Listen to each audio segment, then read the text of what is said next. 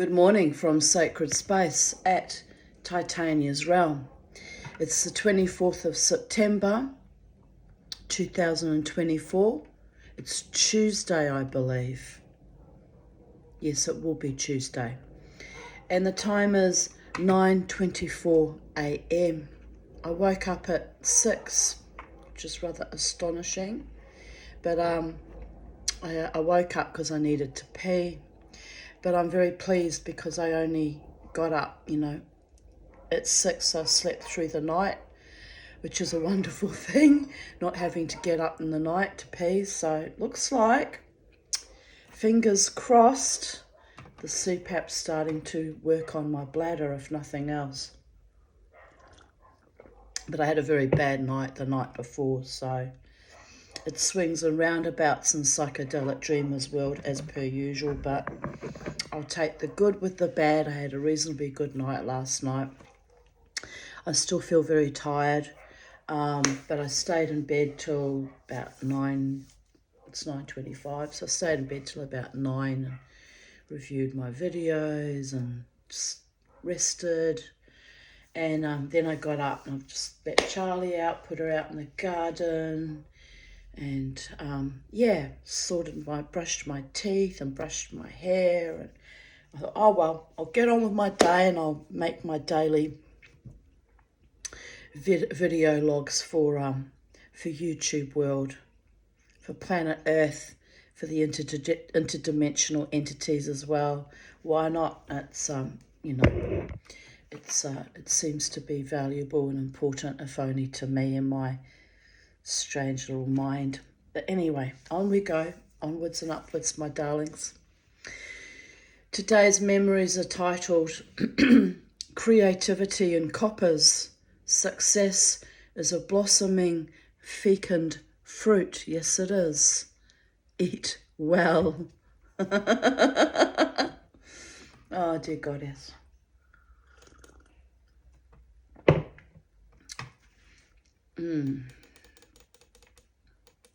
So here I posted a photo of a sacred space sign that I made for my gate, I think back in 2017 or 2018. It says, no hawkers, no proselytizers, no psychic vampires, no trespassers. And I dedicated this land that I rent from the government as holy land, as sacred land, not to be traversed by anything unholy or tainted, or anyone who gives me the ick factor get short shrift off my land, babies. I mean, it's not my personal land, but you know what I mean, off my home and garden. So it is what it is, and we need to live in harmonic resonance here with the Fae and the earth spirits, the elementals, the wild ones that come to the garden. I've upset one of the wild ones just before putting some stuff out in the compost. I walked through a very enormous spider web and broke her web, and she had a very sticky, globulous kind of things that were all over my hand that were actually like a kind of a goo, actually. She's not going to be happy with me, that spider, because she has to make a web again. I've told them, if you want to live in harmonic resonance with the Tanya, you have to build your webs a bit higher out of my way. But this one didn't get the memo, obviously. I'll have to find her. She wasn't in her web. And I'll just have a little talk to her in English, but intention is everything. And maybe if she's smart, she'll lift her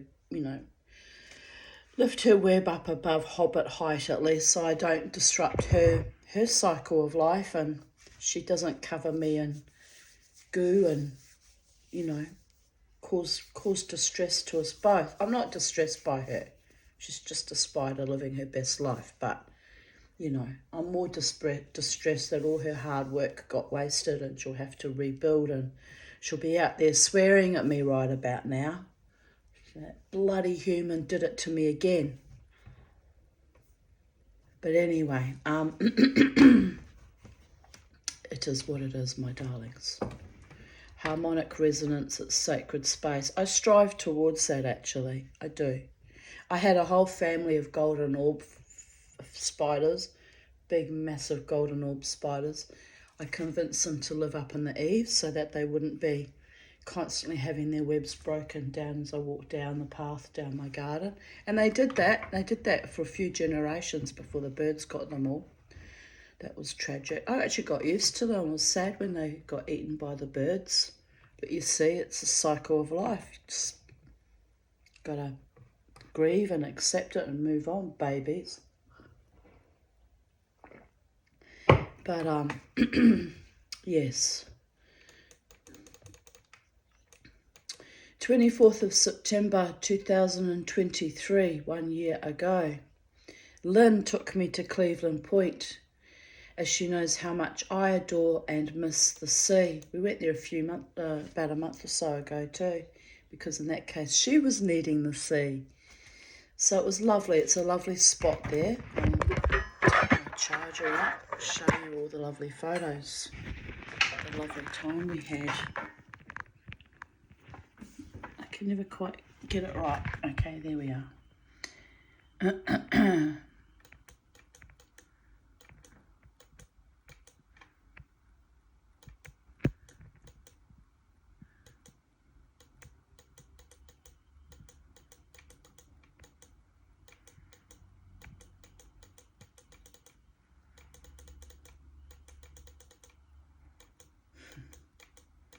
We're like two little old ladies now. It's quite delightful to look at, you know, because I met Lynn when I was only 23 and she would have been 31, and it's sometimes a bit, we look at it into each other's faces and it's hard to imagine that only a second ago we were beautiful and young and with the whole of life ahead of us, and now we're in our twilight years. And it's a bit astonishing, people of Earth. But we're still beautiful. We're just old and beautiful now. Oh. Oh, well. In the eye of the beholder, we will forever be beautiful no matter how much older we get. And it's all about what manifests from the heart and the soul, babies. 24th of September 2022. 3:48 a.m. Home from a lovely night of dancing. I'm exhausted but content. The vibe was off kilter earlier on in the evening, but we all pushed past it.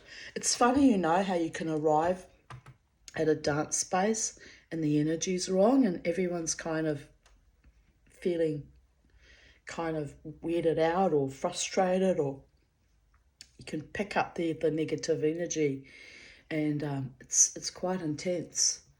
But because we go there to the Live Wire bar in those days to dance wildly to the music, we don't let the negative energy from all the gamblers who've all lost money and are all bitter and irascible, we didn't let it upset us. We were there for the muse, for the music, for the wildness, for the joy, for the delight, for the magic we manifest by our own body, minds, hearts and spirits and souls even. And so we would literally I would push past it. I'm here, going to make the best of my night. If the night continues to be crappy, I can always go home early, which I rarely do. It has to be really bad for me to go home early. But usually I would stay the entire 3-4 hours, or the duration of the band at least. Sometimes I would stay on another hour or two with the DJs as well and dance for 4 to 5 hours and have a fantastic time and go home to recovery mode for the rest of the week. I've been doing that for 14 years, people of Earth.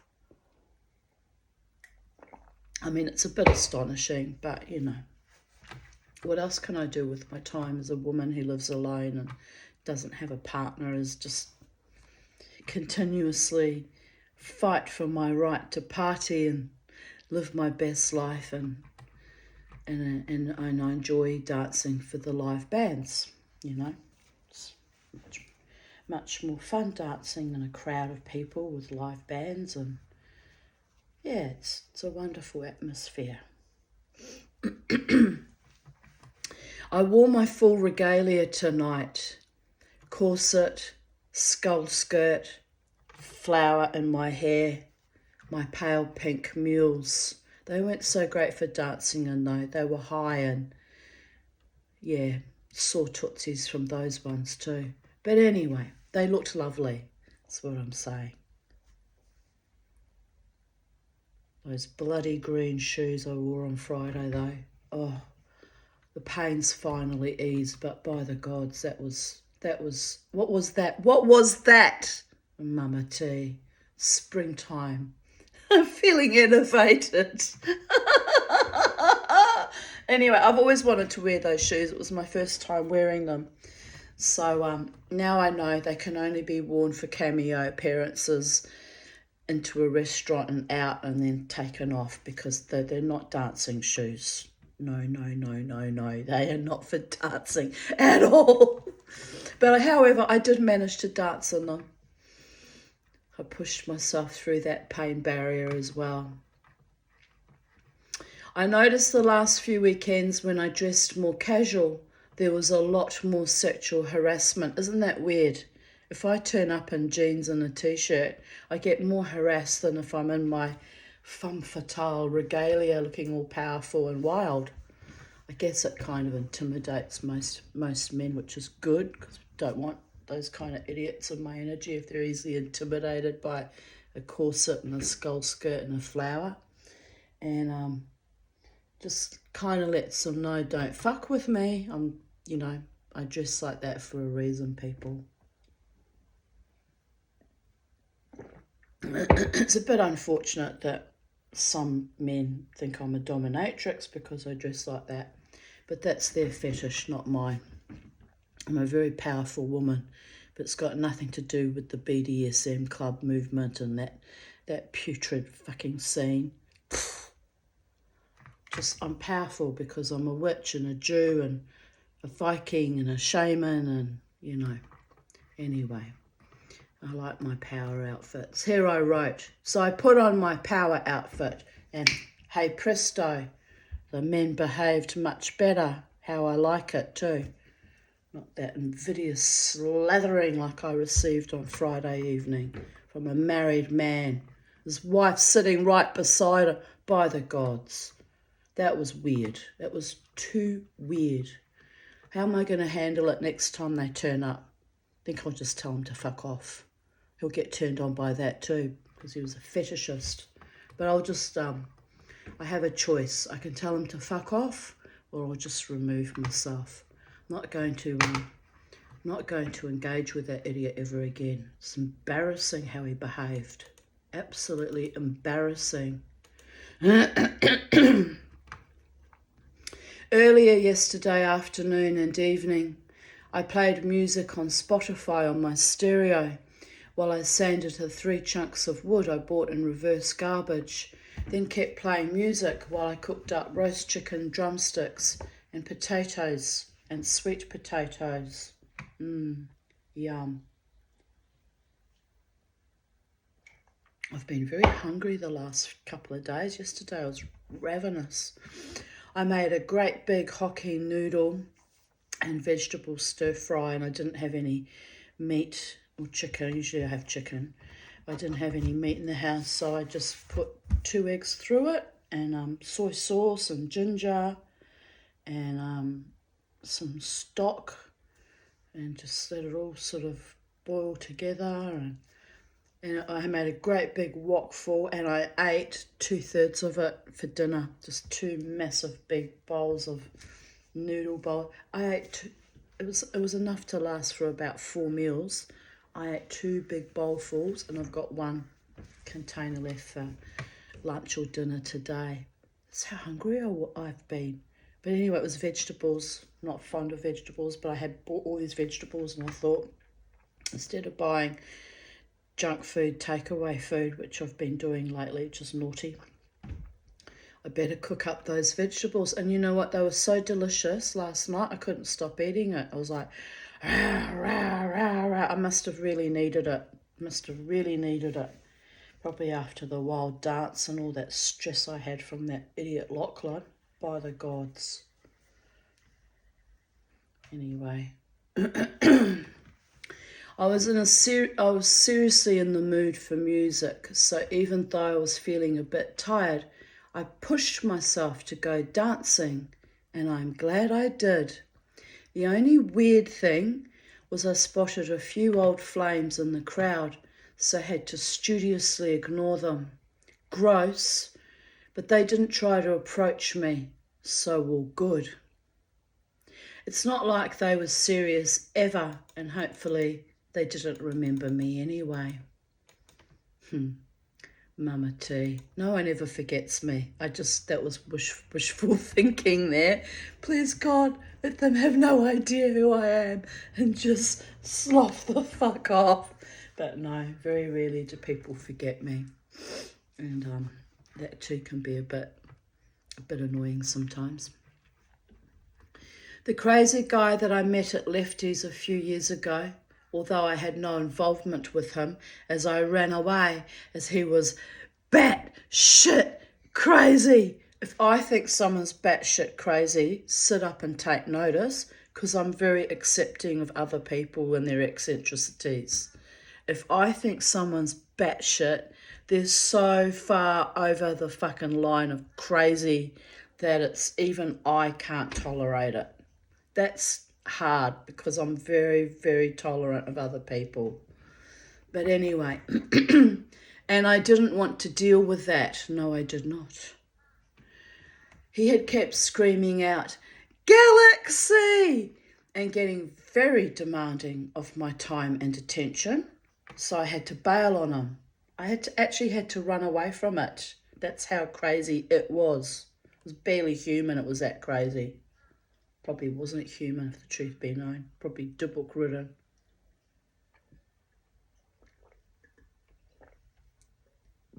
Anyway, I write, he was at the casino tonight, but I just kept turning away as I don't want to deal with him. Fortunately, he didn't approach me because I would have had to say, "I don't like you. Can you get out of my face?" And it's hurtful when you have to say that to people. I don't like to be cruel and hurtful, so I just kept avoiding. Avoiding is cruel and hurtful too, but it's nothing to me. It's just some weirdo that, I met at the Lefties Club one time years ago. By the gods. I don't owe anybody anything. I don't owe anybody my time or my attention, by the way. Men of Earth, you need to learn that. No woman owes you any of her time or attention. If she gives it to you out of politeness, accept it gracefully and move the fuck on. But don't make a pest of yourself. But I guess, in the clubs they're all a bit pissed too, so they lose their filters, and some of them never had any respect for women anyway. So it just spirals under, doesn't it, really? It's just, then they meet the Tanya and she gives them short shrift and they don't know what hit them. But, it's like, it's not rocket science. Have a bit of bloody couth and a bit of bloody respect. You might get laid more often. Men of Earth. Not by me, though, because I'm not interested. But, there's women out there, especially at the casino in those days, that were mad keen to get laid. But you turn up pissed at the end of the night being inappropriate, and it's like cold showering us. Just put us completely off, Anyway, another weird ass guy, that was Zico, I had coffee with once, also turned up to stare at me for a while. I also ignored him. Then an actual casual partner showed up. By that I meant someone I had actually had a thing with. Oh dear God. That was creepy how they stare at me too. I just used to imagine that I was on a Viking raid and had cut off all their heads. If you ever see me staring at a man, I'm like this. I've already cut off his head and disemboweled him, fed him to the crows. But, you know, you can't do this in real world. You understand. Ruins my vibe completely. But, you know, some of them are just so feckin' useless. I swear to all the gods. They really were. They were that useless. And yet I chose them and invited them into my body. Just makes me useless too. Crisscross, babies. Crisscross. But anyway. But not one of them gets near my energy now. I finally learned to keep myself safe from false and feckless men. Well, that was the plan anyway, babies. Albeit the price is loneliness, isolation, and dancing as fast as I can until I leave my body and almost drop dead. Still preferable to accommodating one more asshole though. A woman came to dance with me in the last hour I was there. She was very sweet and mirrored my movements and looked at me with great affection and intensity. I thanked her for dancing with me and we hugged. Sometimes it's women who are more idealistically romantic than the men, but we all had a good time. Can't even remember who that was now, but I used to get that often towards the end of the night. Women kind of come gravitating to me. My friend Adam, who was very intelligent, he's an engineer by profession, and a very kind man. My friend Adam said to me one night, because, you know, we used to dance together for years, so he knew me well. He turned to me one night, around about 2 a.m. it was, and this group of women had gravitated and were dancing with me, and he just stood back and observed, you know, with his arms folded and watched and smiled. He's a lovely man. Really like him. Really like him. Always very kind to me. He's the one that said to me, "No one fucks with you, Tanya," in the casino. I went, "Damn straight, Adam. It's been enough fuckery." But he was like, just kind of very nurturing of me in a way. Very protective and nurturing. Anyway, this particular night, he's standing there like this, watching these women that appeared almost out of nowhere, dancing with me and around my energy. And then when they left, he turned to me, he said, "You know why they did that, don't you, Tanya?" I said, "No, we just had a lovely dance, just having fun." He said, No. Smiled at me indulgently, he said, "They came to you for protection. They see you as powerful, Tanya." I went, "Me? Powerful? I'm just dancing my dance and living my life." He went, No. You're very powerful, and they know it consciously or unconsciously. They know if they come and dance with you that they're safe with you." And I just looked at him and went, "Oh, thank you, Adam. It's very kind of you to say." So, yeah, he kind of got me. I'm glad I'm free of the past lovers or wannabe lovers. Oh yes, dear goddess, I'm so glad not one of them was worthy of me, and it grieves me terribly. Because one of them I was deeply in love with, you know. I mean, in the casino Brisbane music scene, and it was just beyond awful how I was treated. So, you know, I'm so glad I'm free of all of them. And by the gods, if I have to keep chewing my arm off, metaphorically speaking, to keep my freedom, I'll keep doing that.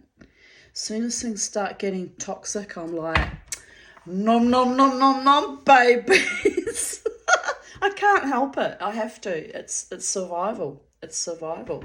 I have to keep myself free, to keep myself sane. But anyway, it took a long time to heal my mind, body and spirit from all of that. Almost 9 years, indeed it did. And it was intense. It was intense, was hard going. Even my psychiatrist used to sit there and say, I can't believe that happened. That man turned up again. And he was even intuiting him in the end. He'd say to me, oh, Dave's about to show up. It's his regular pattern. He'll be here in about 3 weeks. Right on time, he'd rock up, Last Christmas, last December, when I saw him at the crossroads, I was actually on my way to my debrief, and I went, Brian, he's done it again. Oh my God, he said, right on time. He said, every December without fail. I said, I know, we didn't even have a committed relationship. We weren't even boyfriend and girlfriend. We weren't dating regularly. The connection was bizarre, completely bizarre.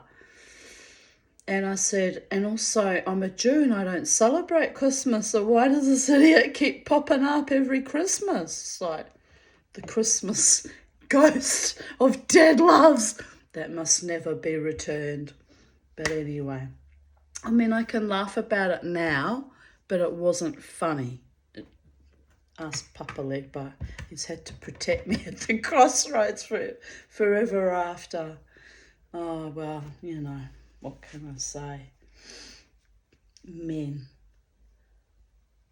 And I always tend to fall in love with very magical, sometimes quite fucking evil men. And but they're always a bit unusual or have some kind of mystical, magical, religious bent. And they're never normal. Normal men don't vibe with me anyway, because we're not on the same page. I'm way off their radar and off their page. And if they do come and approach me, they give me the ick factor, because they just lack knowledge. They lack wisdom. They lack spiritual gnosis, and so they irritate me. I can't sit around with someone into football going on about football scores, for example. It's like talking to a gorilla. It's that disinteresting to me. So I'm never going to make it in the real world, especially here in Australia, that are obsessed with sports, with your average, ordinary Aussie male. It's just like, just leaves me bored and empty and wanting to chew my arm off and escape very, very quickly.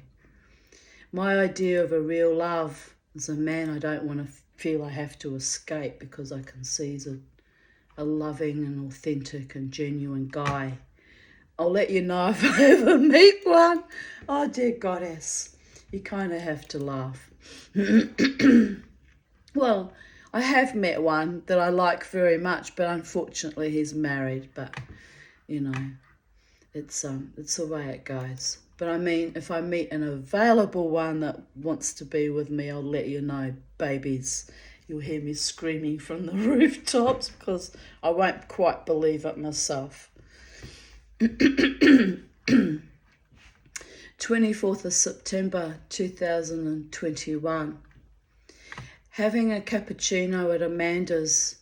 Oh, she sold that little business. It's a shame. I kind of miss her. I used to go there quite often with little Bobo. Having a cappuccino at Amanda's as she opened up the seating at her coffee shop again. Yay, I will bring Bobo again. He used to love coming here. He really loved Amanda. She was Greek. And Greek, a lot of Greek people, they really like dogs. Anyway, she was so lovely to him, and he loved her. He loved her so much. She got very upset when I told her he died. What can we do? What can we do, people of Earth?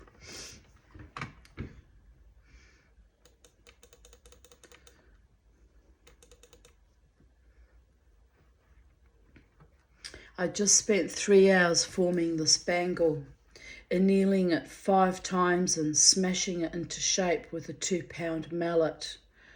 At one point, I smashed my hand right across here. It's still a bit of it's not too bad now, but for a long time there was a dark shadow right across there where I went with the mallet. It hurt so much I had to sit on the grass in case I fainted. Like I literally ran around the backyard and then sat down because I was going to faint. Ouch, for fuck's sake. But I rested a short while and then kept going, which was quite mad, quite frankly, with my sore hand, only to have it snap apart near completion, the bangle, not the hand. I'm so upset and disappointed. It was going to be an armband. So close, but no chocolate fish for me. Oh, poor Mama T.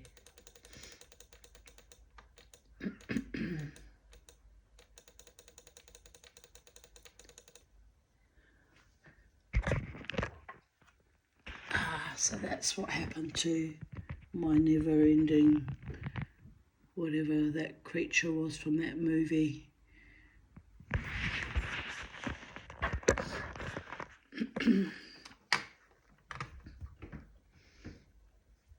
It was really hard to bend that arm because it was really thick like that, centimetre thick nearly at one end. No, not a centimetre, but fairly thick silver. And bending it was so hard, and I just got it bent when the fucking thing snapped off. So I was pretty upset about that because I'd nearly completed the task to my satisfaction. Ah, well. I took Charlie and the bow for a walk, but it was a long, slow gamble as my left foot went out in sympathy with my swollen left hand, probably some nerve ending relating to it. I felt quite weak, actually. You think the silly bitch, the Tanya, should have maybe gone and had a little lie down and rested? No, I'm carrying on quite intrepidly even with an injury. It's just bonkers. So I'm like that. It's bonkers. Should have seen me dancing Friday night. I arrived at the club already crippled in pain. Had a Jack Daniels, felt moderately better, kept dancing. Had another Jack Daniels, kept dancing and chewed on my big cup of ice, which I need to kind of, energise me and sort of cut down on the alcohol bit because I worry about my liver. But anyway, I did all that, 2 Jack Daniels, danced wildly in those fabulous fucking shoes that are not designed for dancing, and fended off the passions of the Lachlan and his very irate wife, which I don't blame her. I would have taken his fucking tooth out. Bang, he would have got, behaving like that disgracefully.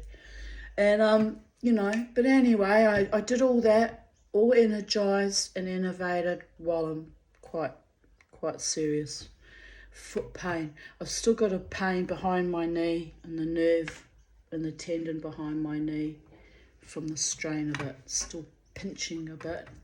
But anyway, self-inflicted, did it to myself, no one to blame but myself. Bobo must have sensed something was not quite right with me. He was a very good dog too. As he cut the walk short by 1 block, so we went down Turquoise Street.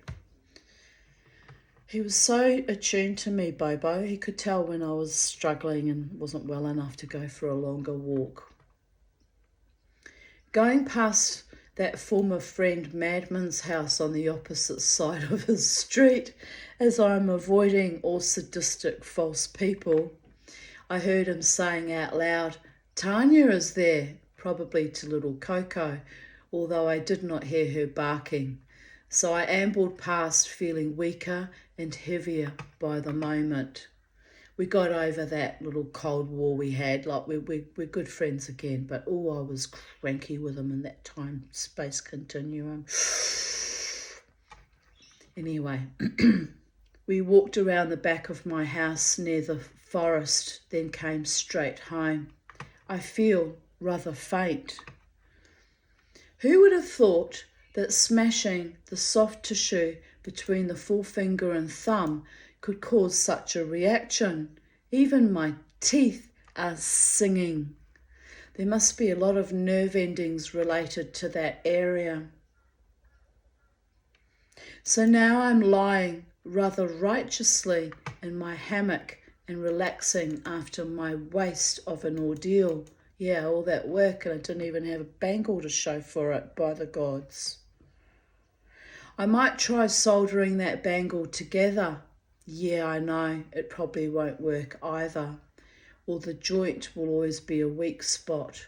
I will think about it. I fancied it being an upper armband, so all is not lost yet. If the soldering fails, it will be another snakehead bracelet. I ended up melting it down, which in a way I'm sorry now that I melted it down, but oh well, it is what it is. Then I posted a Facebook.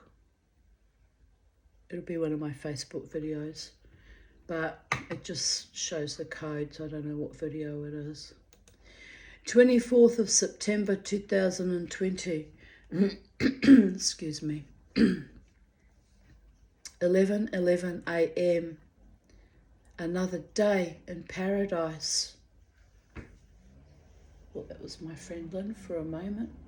No, it's my neighbour's father coming to visit. He's a lovely man. He's gay, don't get me wrong. I'm not interested in him romantically, but he is a lovely man.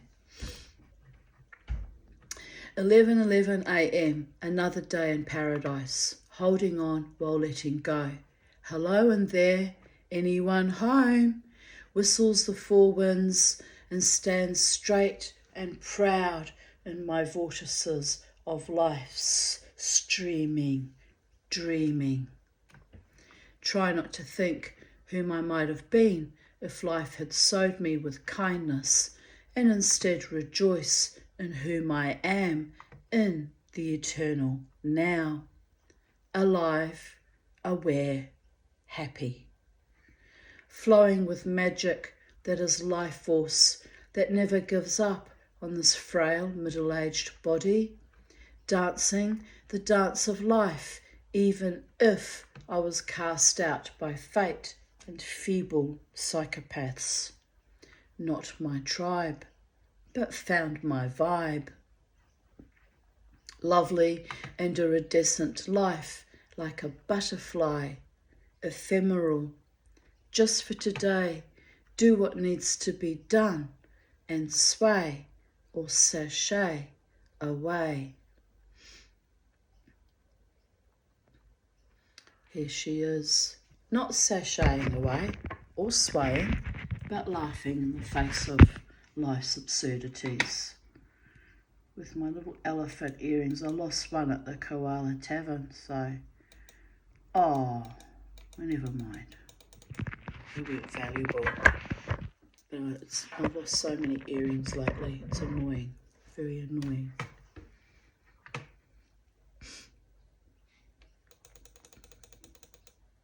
One coat of varnish, looking good. Bobo checking out my efforts as well. It's this table here. I'm very proud of it actually. People that come to visit always go, oh, I love that. Yeah, I'm very proud of it.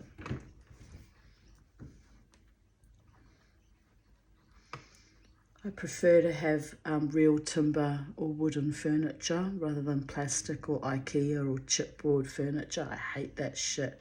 I hate MDF, particle board. I just hate it with a passion. So everything in my house, nearly everything. I mean, this is from IKEA, so this is like that weird particle. Oh no, actually no, I think that is proper wood. But a lot of it's, IKEA furniture. I can't stand it because it's chipboard, MDF, and then it's covered in a kind of plastic. It's vile stuff. I hate it. I hate it with a passion. So I just have, my mother's antique furniture, or I buy real wood, real timber, and it breathes and it smells better in the house. It's more natural, and you know, I'm not breathing in all the fucking off-gassing and toxins from all the chemicals they put into the other stuff they manufacture. And I guess I'm breathing in from the varnish though. That was a bit stinky for a while, but anywho, you know, you feel my vibe. I try to have this home as natural as possible. It's better for my health, and I feel happier, and the house feels happier. It all resonates and it's lovely. The slab is back in place. I only did 3 coats. Could possibly do with a few more, but I'm tired now. I'm very happy with my efforts though. So that was 4 years ago, and it's getting a bit scratched up on top, so I could probably do with sanding it back a little bit and whacking a few more coats on it, but it's kind of okay for now.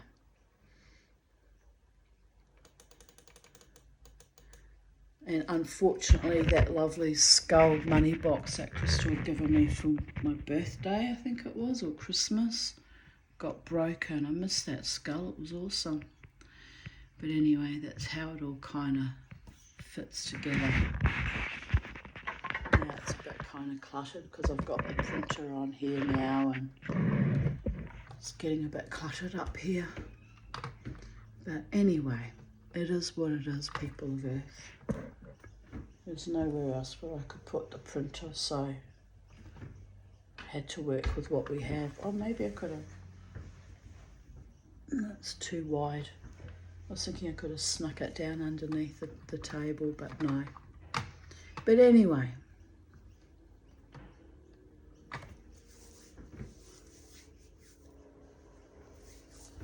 Try and look at other places where I could put that printer, because it's sort of, I'd like to have the table all on display again. But anyway, we'll work with what we've got to work with. Today I felt less shot to pieces by fate, dentists and poor health. I slept well enough. I got up at 10 a.m. as the crystals I ordered for my staff arrived. I'll show you. I loved them so much. Well, loved them. Love, current tense. I bought it here. Here's one. It's hard to see. Where is it? Down here. Big quartz crystals I've glued on. And there's the other one on top. I was very excited about those crystals because they were particularly good quality ones. And it was just some company I randomly came across on Facebook, and I went to buy more and I couldn't find them again. So, or I did find them again, but they didn't have such nice ones. Or they were a lot more expensive. I can't remember. Something went wrong with that. But anyway, I'm very happy about those. Very happy.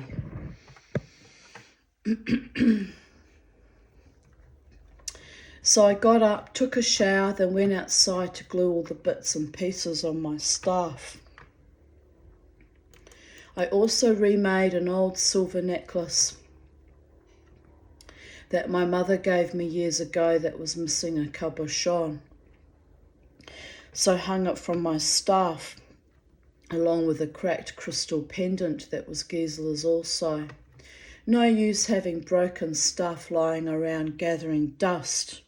Use it or lose it. It all looks lovely though. So yeah, I'll have to show you again. This was I'm hanging it off the staff. This lovely necklace that I used to wear quite often, but I lost the green stone.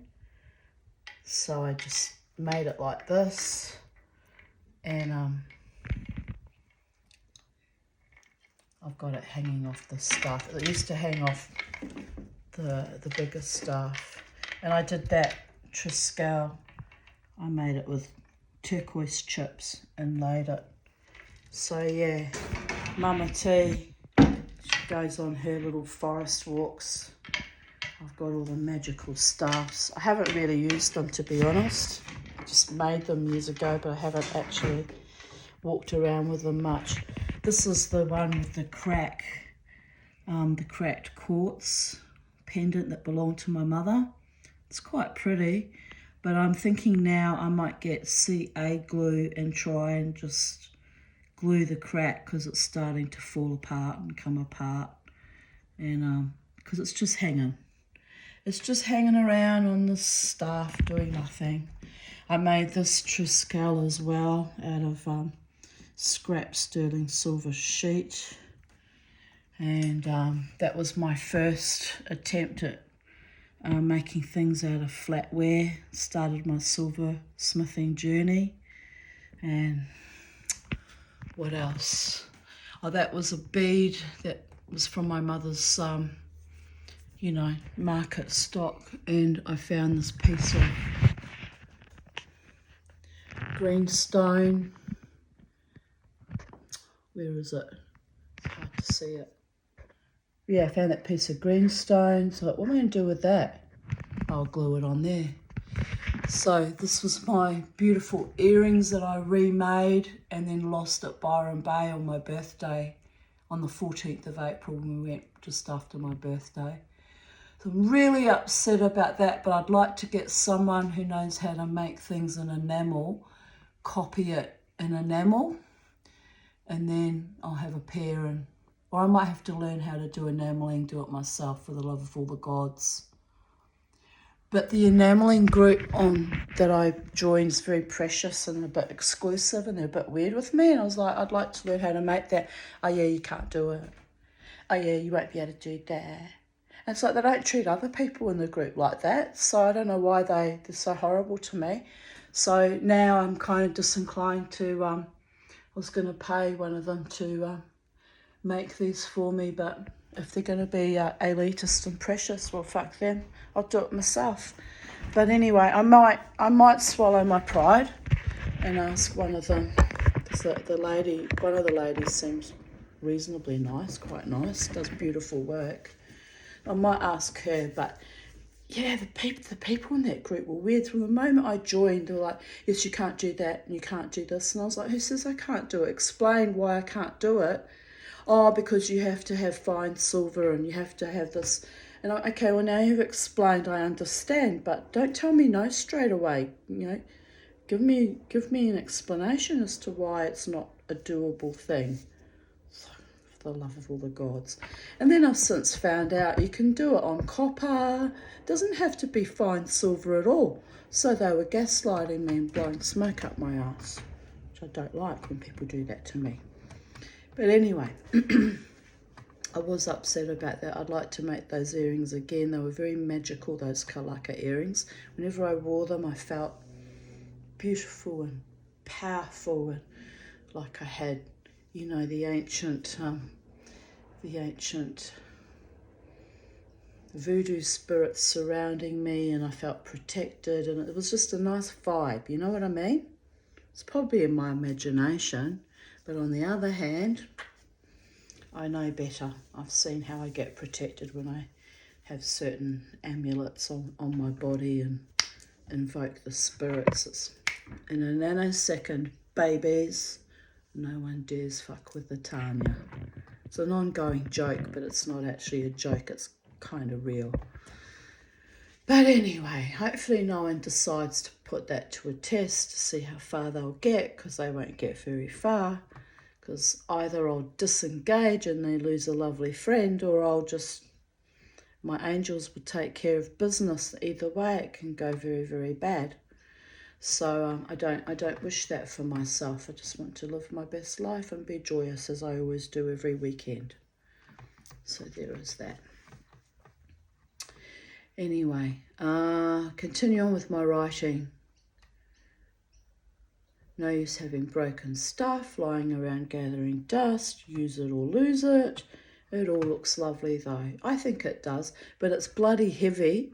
I walked around the block with it last Halloween, and it's heavy to push around the block. I might have to put a little wheel on the bottom so I can skate it along. There's all those trinkets on it make it quite heavy. Anyway. I am on a wee walk with the Beau and Charlie, so we'll take a photo of the finished stuff when the araldite glue is dry. I had to re-glue the large quartz crystals twice because they're heavy. They're very heavy.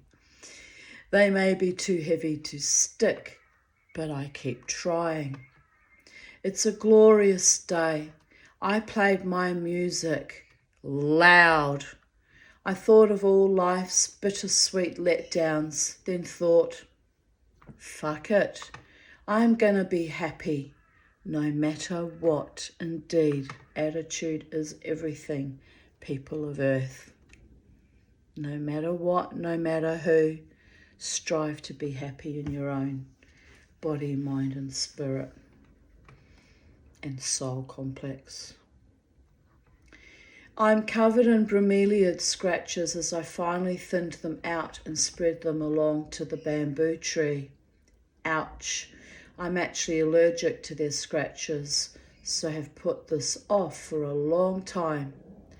On a happy note, Possum has her young baby with her in the box.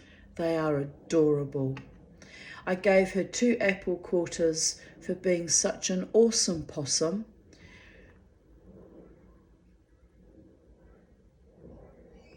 Remind me I said this when she eats my beans, corn and peas that I'm growing nearby. Here's a photo of the bamboo and the bromeliads almost reaching across to them.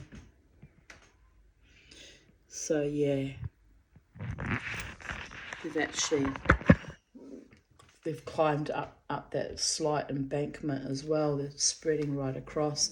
I need to thin them out, but I dread the scratches because I really am allergic. I come up in big welts and it itches for days and it's not pretty.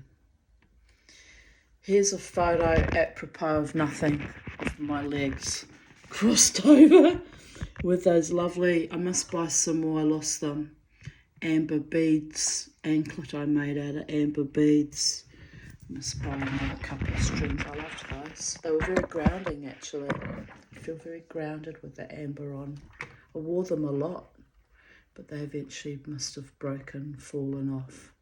Oh, well.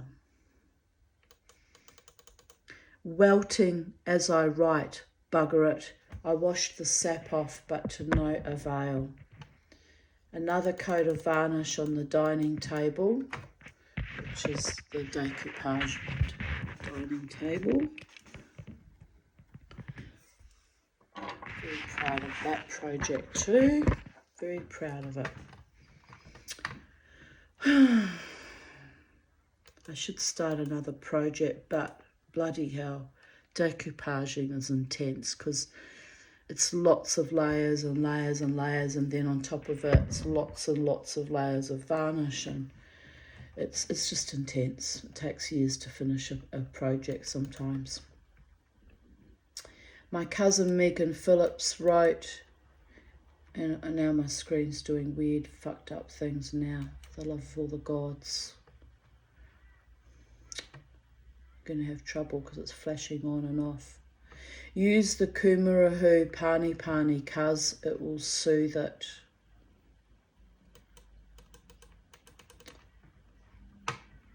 No, where are we? We've lost it again. Maybe I'll go back a tab.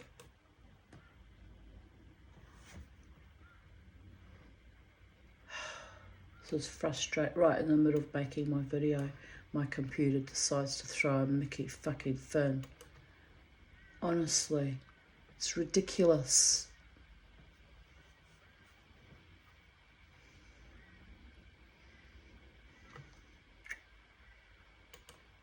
Now I've got to navigate back. Where are we?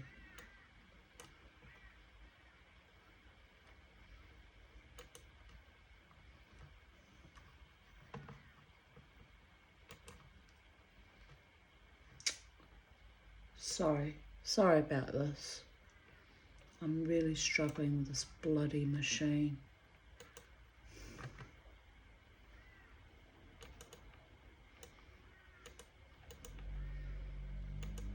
It's jumping to another reading, another diary entry, and I haven't clicked on it. So why is it doing that? Swear to God.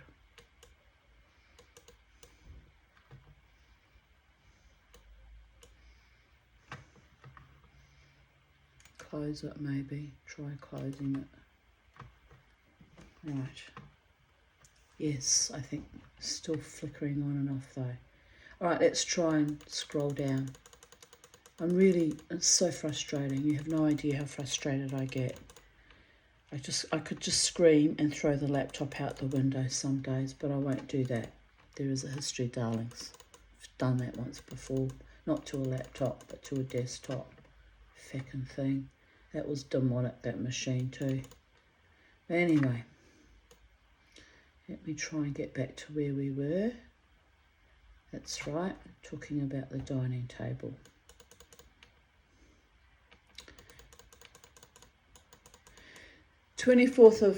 September 2019.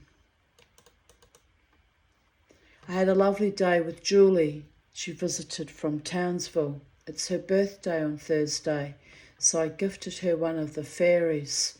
She chose the last one I made with the crazy wild hair. Awesome.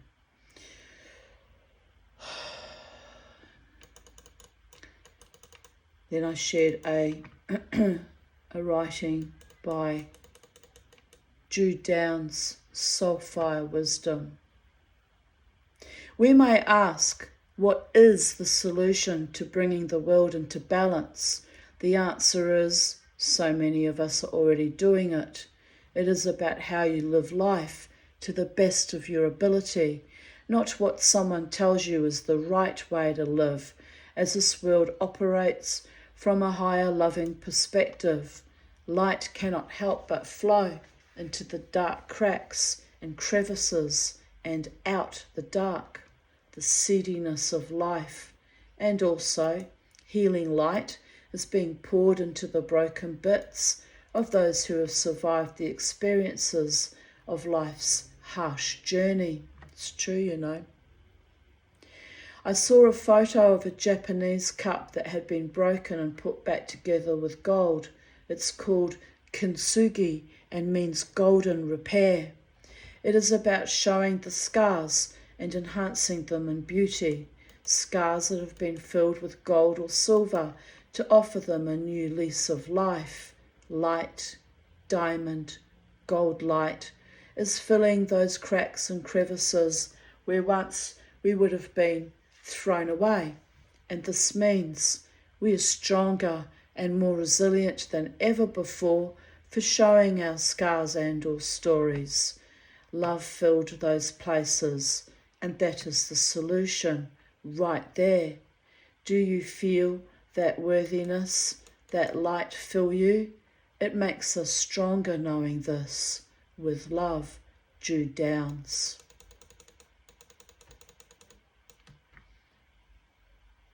I had a good look at the scars on my back from my skin cancers yesterday, and some of them are that long. I mean, they're really fucking intense. But, and here's the but, they've kind of healed so wonderfully now. And, I mean, I still think they're a bit ugly, but they've healed so beautifully now, and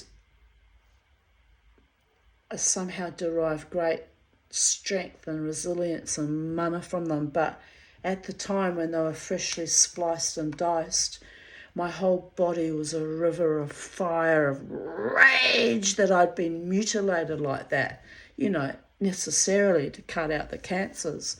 But I was enraged. I was enraged for months.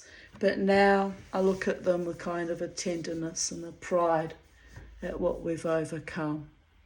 My poor body that no man will ever love. Never mind, darlings. I love me, and that's all that matters.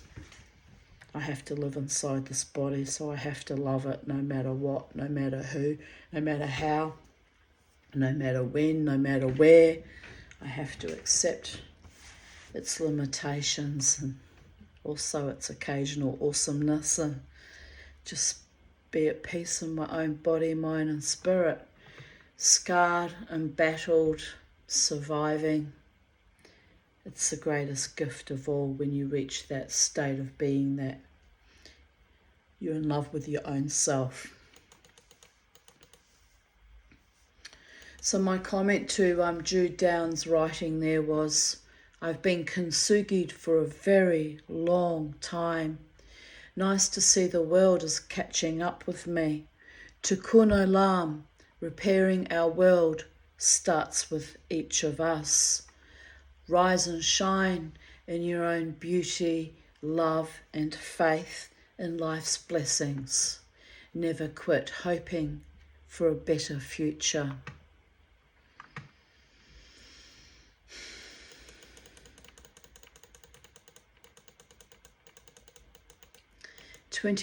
September 24th, 2018. Thor, was that you?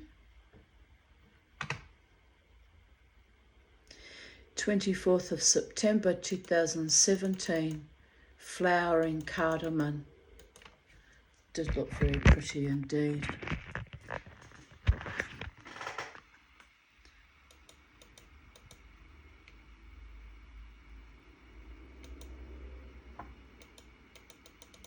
I noticed when I looked out my side bedroom window, this big, it's like a giant bird of paradise that just fans out that my daughter had bought me.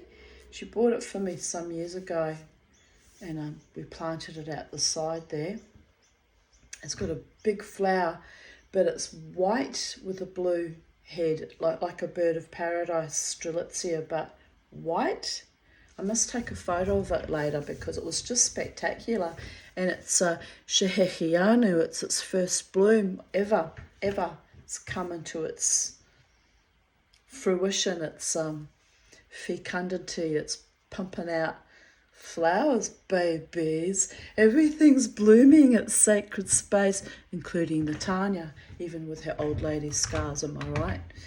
Well, they weren't old lady scars, they were really awful fucking skin cancers, and well, fuck that shit. I've got to go and see that doctor. I've had a reminder. I haven't made an appointment yet, but I've got to go and see him. Get that checked on. On a lovely seaside walk at Redland Bay with Jared and our doggies. This was 2017. It's like Gan Eden here. Gan Eden is Hebrew for the Garden of Eden. Mangoes, black sapote, wild raspberries, bananas, passion fruit, just a gorgeous fruit bowl, even a little rainforest. I should go there again. I might ring him up one day and say, Jared, we're going to Gan Eden at Redland Bay. It's a lovely spot. I highly recommend it. Walk along the sea. You've got the sea on one side and then all this wild fruiting landscape. It's just gorgeous. I ate a black sapote that had fallen on the ground. Then, just in case it wasn't a black sapote, because Jared said it was probably poisonous and I was going to die, I ate a fallen red passion fruit as an antidote. Still alive, but high on life, but still vitally, vibrantly, bon vivant. Oh, by the way, my friend Jared rang me yesterday and he says to me, I haven't heard from you in ages. And I went, yep, because I'm not calling you anymore because it's a waste of my time since you don't take my calls. And he just went, oh, okay. And then we picked up where we left off as if we hadn't had a Cold War going on for over a month. He was oblivious to the Cold War, obviously, as people sometimes are with Mama T and her rages. But anyway, I'm very upset when you treat me with contempt, Jared, and you don't take my calls. Because I don't always reply to calls. And I went, yes, but you don't do that to me. When you do that to me, it means I'm going to end the friendship. because there's no point in continuing a friendship with people who ignore my calls. And he just very prosaically went, oh, okay, this is why we're still friends. He puts up with my occasional squalling temper tantrums. I love you, Jared. It's his birthday in 4 days' time. I said, it's your birthday. Yeah, I don't care. I went, how can you not care about your birthday? I've never cared about my birthday except if it's a milestone. I'm like, yeah, that's true. Well, anyway, maybe on his... Oh, but he'll be busy with his own family, doing his own thing. I was going to say maybe I'll ring him on his birthday and say, let's go to Garden Eden at Redland Bay. He'll know what I mean. And eat some fruit and walk around admiring everything. Because that was a lovely day. So anyway, here's me with my mouth wide open because he said I was going to die eating the fruit off the ground because we didn't know if it was edible fruit or not. And I was like, oh, well, I'm going to die. Here you go. And I was like, row! Not dying, clearly rejoicing in life instead. So it was delightful. What have we got going on here? Jared with Beauregard and Harvey. Harvey's behind him. It's hard to see because that stupid blue flashing light. But anyway, that's what it is. One day when I have money, I'll buy a new laptop that isn't so squidgy as this one. It's a very good laptop. It's gifted to me by my beautiful Sally, but it's just constantly naughty now, playing up. She spent hours and hours to recalibrate it when she was here last, but I really think it's time I shouted myself a new one. But then on the other hand, if I buy myself a new laptop and it goes squidgy straight away, I'll have a breakdown, won't I? I will. So, you know, I just work with what I've got, babies. That's what I have to do. Work with what is and not sweat the small stuff. Don't know if you can pick it up there, but I took a photo of a pelican sitting on a hole of some kind. Need another cup of tea. Getting tired. It's only 10:31 a.m.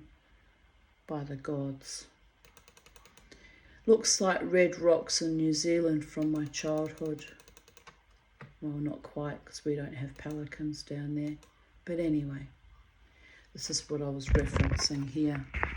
The ground, the rocks are like red and similar terrain to red rocks in Wellington, New Zealand, where I come from. My homeland, my stomping grounds. By the gods, what a fucking childhood that was. Thank God for red rocks and the beach and the sea, or I would have not survived my childhood, quite frankly. Zoom in on the photo and you will see a grey heron. Pretty. Where is it? I'm trying to see it because of the flashing. I can't quite pick it up.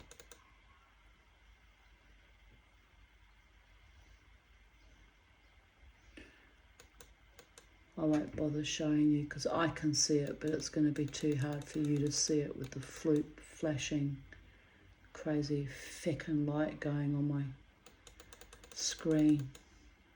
How do I stop that? Try F7, F7, F8, F6, F4, F... Just like fuckity fuck, isn't it? All the Fs and nothing works. Anyway, moving on. You have to laugh. 24th of September 2016. Response to a meme. I so relate to this. I have lived as a zombie for decades, courting death. Now I have finally awakened and have stepped back into my life, my right to thrive, and faced more than one hag. I have found so many closures with enemies from the past. Even their ghosts have visited me.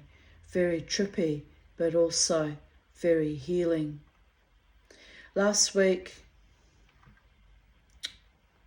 Last week, a daughter of one woman who severely slandered me in the Brisbane Jewish community in 1989 befriended me on Facebook. That was weird, very weird.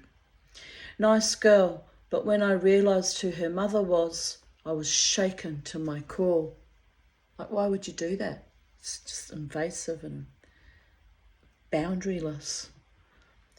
I had to unfriend the girl, as I don't want any connections to that evil person or that horror from my past. I have found it very weird but interesting how where's my mouse?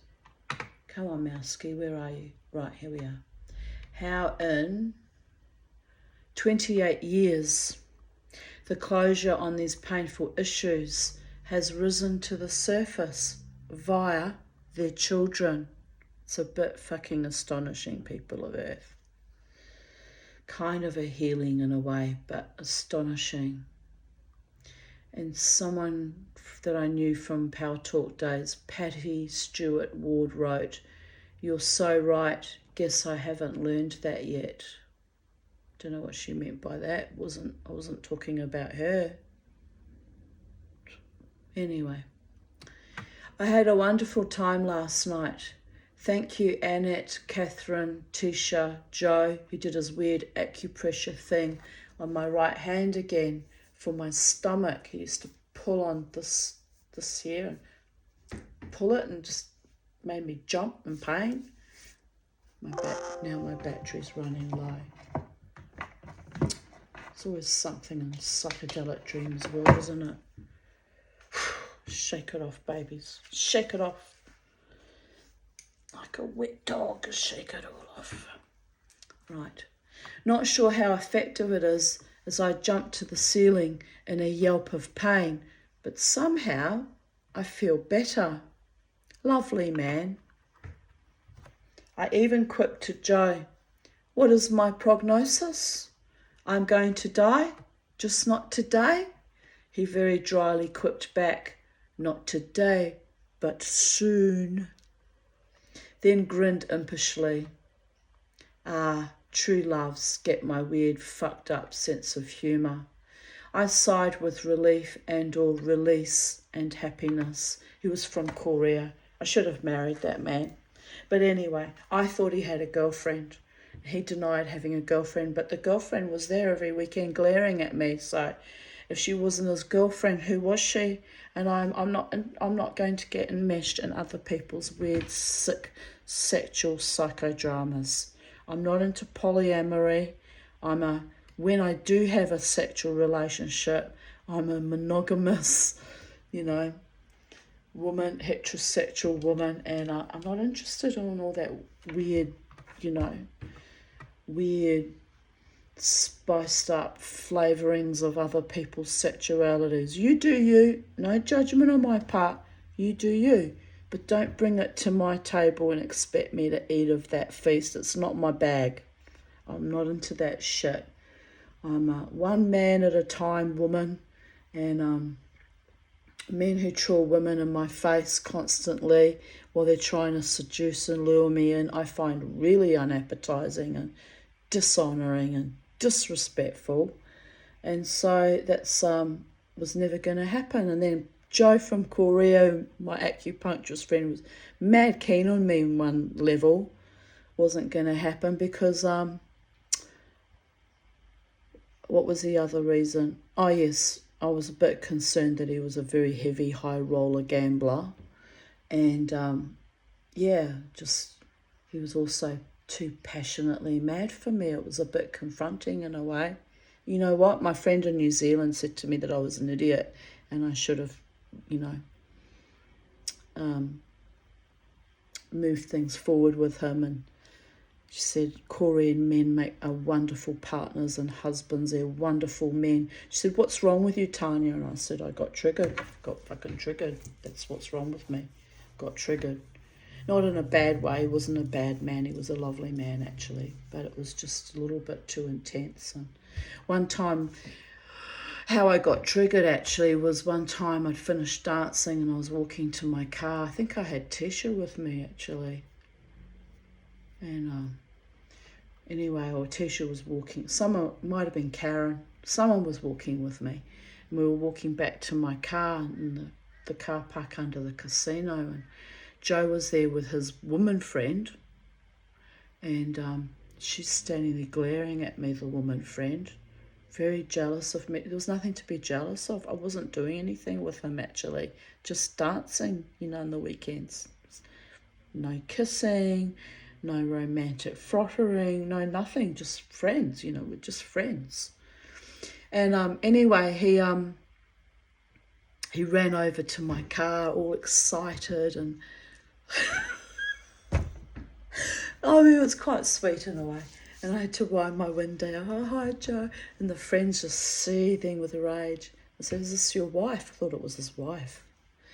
She's not my wife. She's not my girlfriend. And the friend's just looking at me. Oh, this is just too fucking weird. So I got triggered.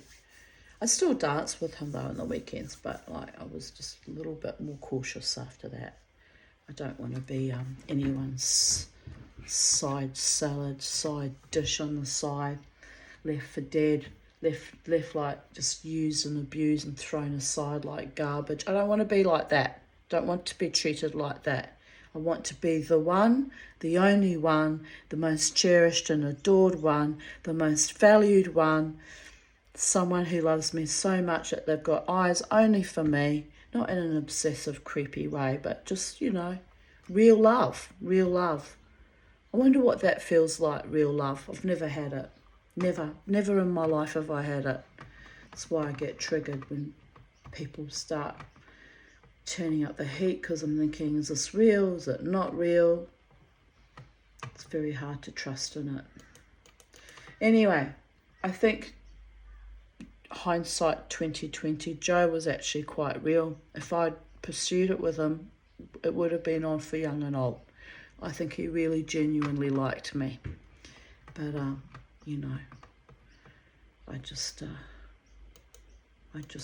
put the skids on it. Rightfully or wrongfully, I put the skids on it. I said, I have a phobia of natural healers. He just smiled. Could be worse. He could have been a homeopathic psychopath, laughing my ass off. That's where I developed my phobia from. That motherfucker. That false, evil, perverted, sadistic motherfucker. Shut up, Davidson. You know what I think of you. He doesn't like it when I speak the truth about him, but it's the truth. He danced behind me, pressed his back against my back as I sat on the stool, so he could pummel my back with his own spine, as he sensed I disliked his pummeling my back in a rough massage with his fists. What? That was the other thing. What was he trying to do, Joe? He was literally going like this on my back, massaging my back with his fists. Think about it. Starts off being playful. After a while, it becomes not so playful and violent and vicious. So that was the other thing that was a little bit triggering. I thought, oh yes, this is how you play, my Joe. How you're going to go down the track. So I leaned back and pummeled him in his back with my enormous Germanic wide back muscles. Oh, I gave him a good fucking pounding too. Don't pummel me. You think you're going to get away with it? Davidson once told me I had the body of a peasant and should be set to work ploughing fields. Ha ha. That's how nasty he was to me. Shut up, Davidson. Every time if I only have to mention its name, it really is like the dibbook on the roof. It arcs up. Well, it's stuck in limbo for however long till I decide to let go completely. I don't care. I don't owe him anything. But anyway, he did say that. He said I had the body of a peasant, should be ploughing fields. Nasty, isn't it? Really nasty. Joe could not cope with my returning his own medicine. No, another one that can't handle his own medicine. If you dish it out, baby boys, you'll have to drink from that cup.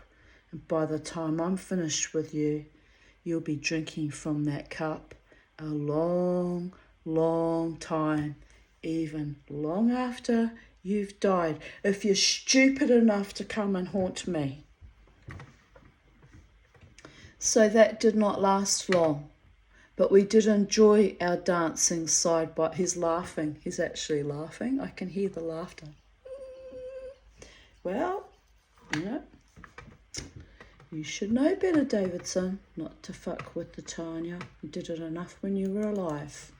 Don't even dream of trying it now that you're dead.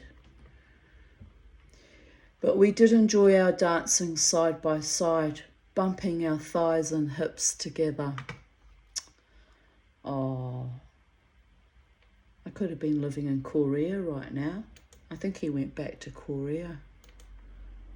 How would have I fit into Korean society with my short, fat hobbit, white woman, magical ways? They would have all thought I was weird, because it's a very regimented society, isn't it? They all studied Talmud though in Korea. They studied Talmud, yep, in their education system. So kudos for that. Very, very wise, knowledgeable people to study Talmud. Lynn's right, I probably made a mistake. Anyway, my friend Scott said, no, you didn't make a mistake, Tanya. You should not have been with that man, but that's a bit of projection on him, since he's unavailable too, but he doesn't always like the idea of me being with someone. It's just that kind of ownership that men get over me, when they're fond of me. I get it. I don't take it personally. But one day, babies, there'll be a man that wants me, that I want too, and you'll have to all watch and be proud and happy for me that I found a real love at long last. You'll have to watch and you'll have to support it, because I've been waiting for a real love for eons. Security were very amused. They know I rarely make actual body contact with anyone when I dance, because I'm always moshing and tribal dancing and literally flicking people away from me. There's method in my madness, babies. But Joe is a nice person, unless he gets a little too personal in my space. He used to try it on occasionally. Then I shove him off and waggle my finger at him, and he laughs good-naturedly, which I did like about him actually, that he would push the envelope, like try and press into me, and I'd be like, and he would just laugh. Like, he actually was a lovely man. He wasn't really a predator per se. I like dancing with him because he is very aware of my warrior status and how far I will let him go. He respects me. I like that in a man, yes I do. It's the biggest fucking aphrodisiac of all, when a man respects my authority and my body autonomy and my spirit and my power, babies. There was so much love in that room last night. I observed it and was ennobled by it. It wore some rough edges of my own moribund, carbuncled soul. I am blessed.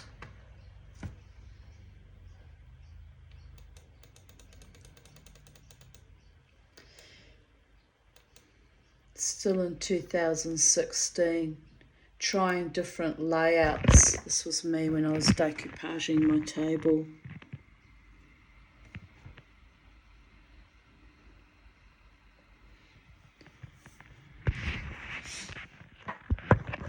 I almost want to cry at the moment. I'm just feeling this intense emotion just drifting up from my sacral chakra, just moving up through me and almost bringing me to tears. What's that about? I have no idea.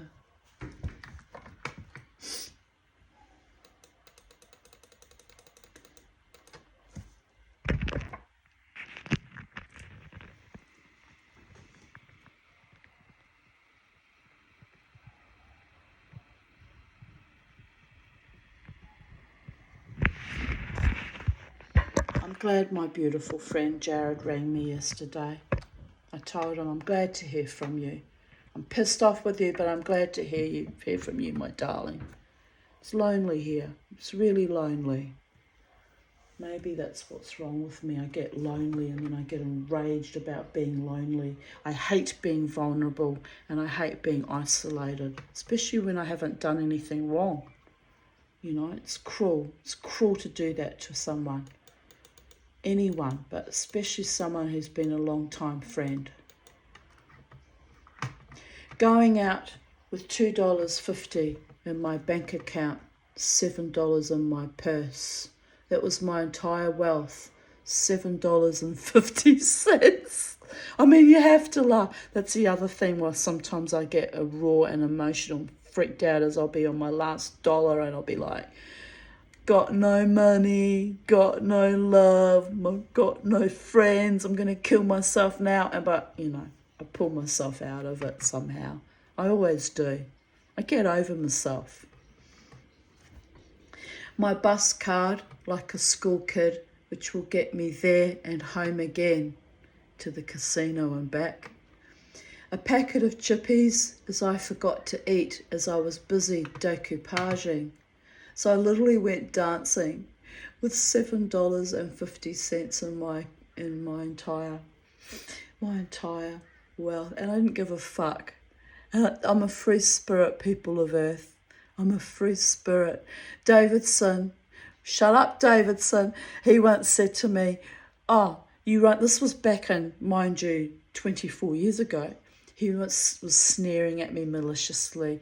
And he said to me, "You run around the city like a vagrant with hardly any petrol and no money in your bank account with your children in the car. You should have your children taken off you. You're dangerous. And if the police catch you, they'll arrest you for being a vagrant." I said, "Don't be stupid, you asshole." I said to him, "Of course I have enough money to get home. I wouldn't drive around with my kids in the car without being able to get home, you motherfucker." He'd look at me. I said, "I just don't have money, like, for extra luxuries or extra expediencies." But I said, "I get by with a little bit of help from my friends." I said, "And who are you to judge? You spend all your money on weed and women. Fuck off." He just looked at me. "You're going to get arrested for being a vagrant." I went, "Apparently that's a real thing. You can get arrested if you've got less than a certain amount of money in your purse." I didn't even know that. So I find that a bit discriminatory and rude. As long as you're not begging people for money and you've got your way to get home, like your go-kart, your bus card. How is that a fucking how does it impact on anyone else's day? But he was invidious and nasty, always criticising, always vicious. I said, "I got here, didn't I, to be insulted by you?" I said, "Shut the fuck up." And I got in the car and went back home. Oh, he was an idiot. I don't even know why I was in love with that man. Anyway, he ran off with some bitch because she had a wealthy family and, whatever.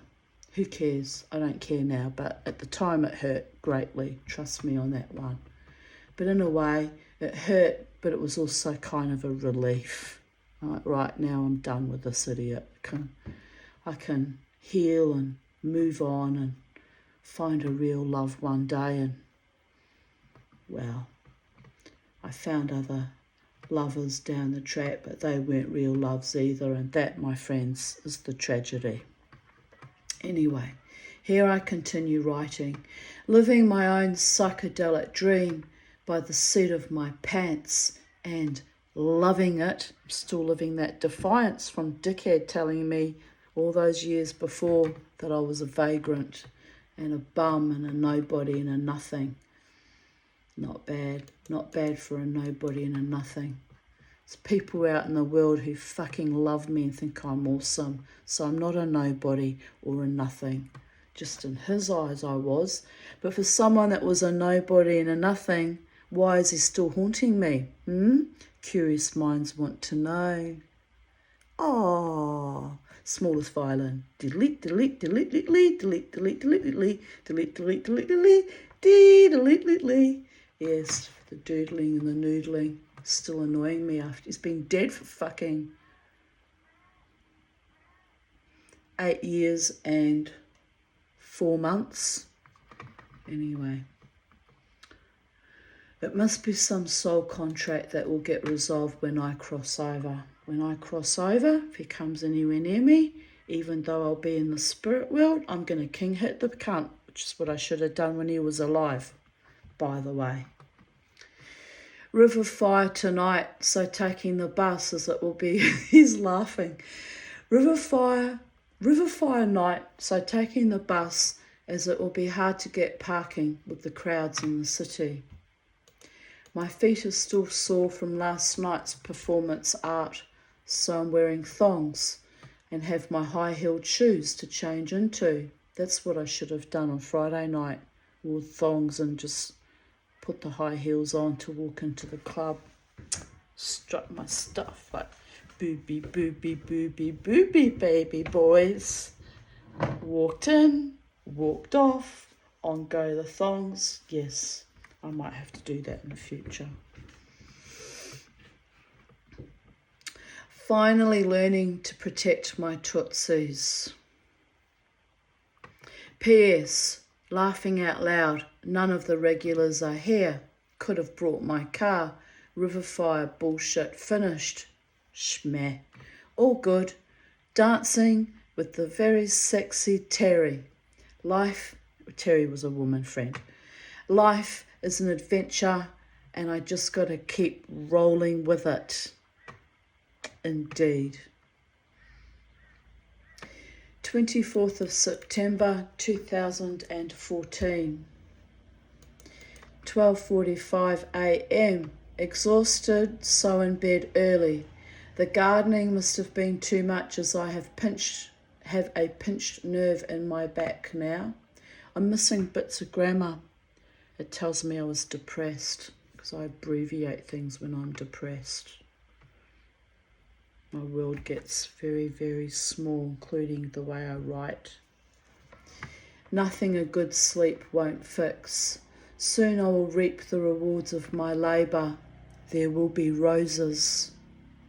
Indeed. One's in bud right now. Might water it later though. They need watering. Penny is purring next to me and licked my fingers. Her version of a kiss. I am loved. Oh, I miss my baby girl, my sweet little one, my darling, my most precious, beautiful girl. I miss you, Penny. Miss you so much. Anyway, what can we do? I'm stuck here on planet Earth, alive, manifesting all my dreams coming true, one day at a time, sweet Moses.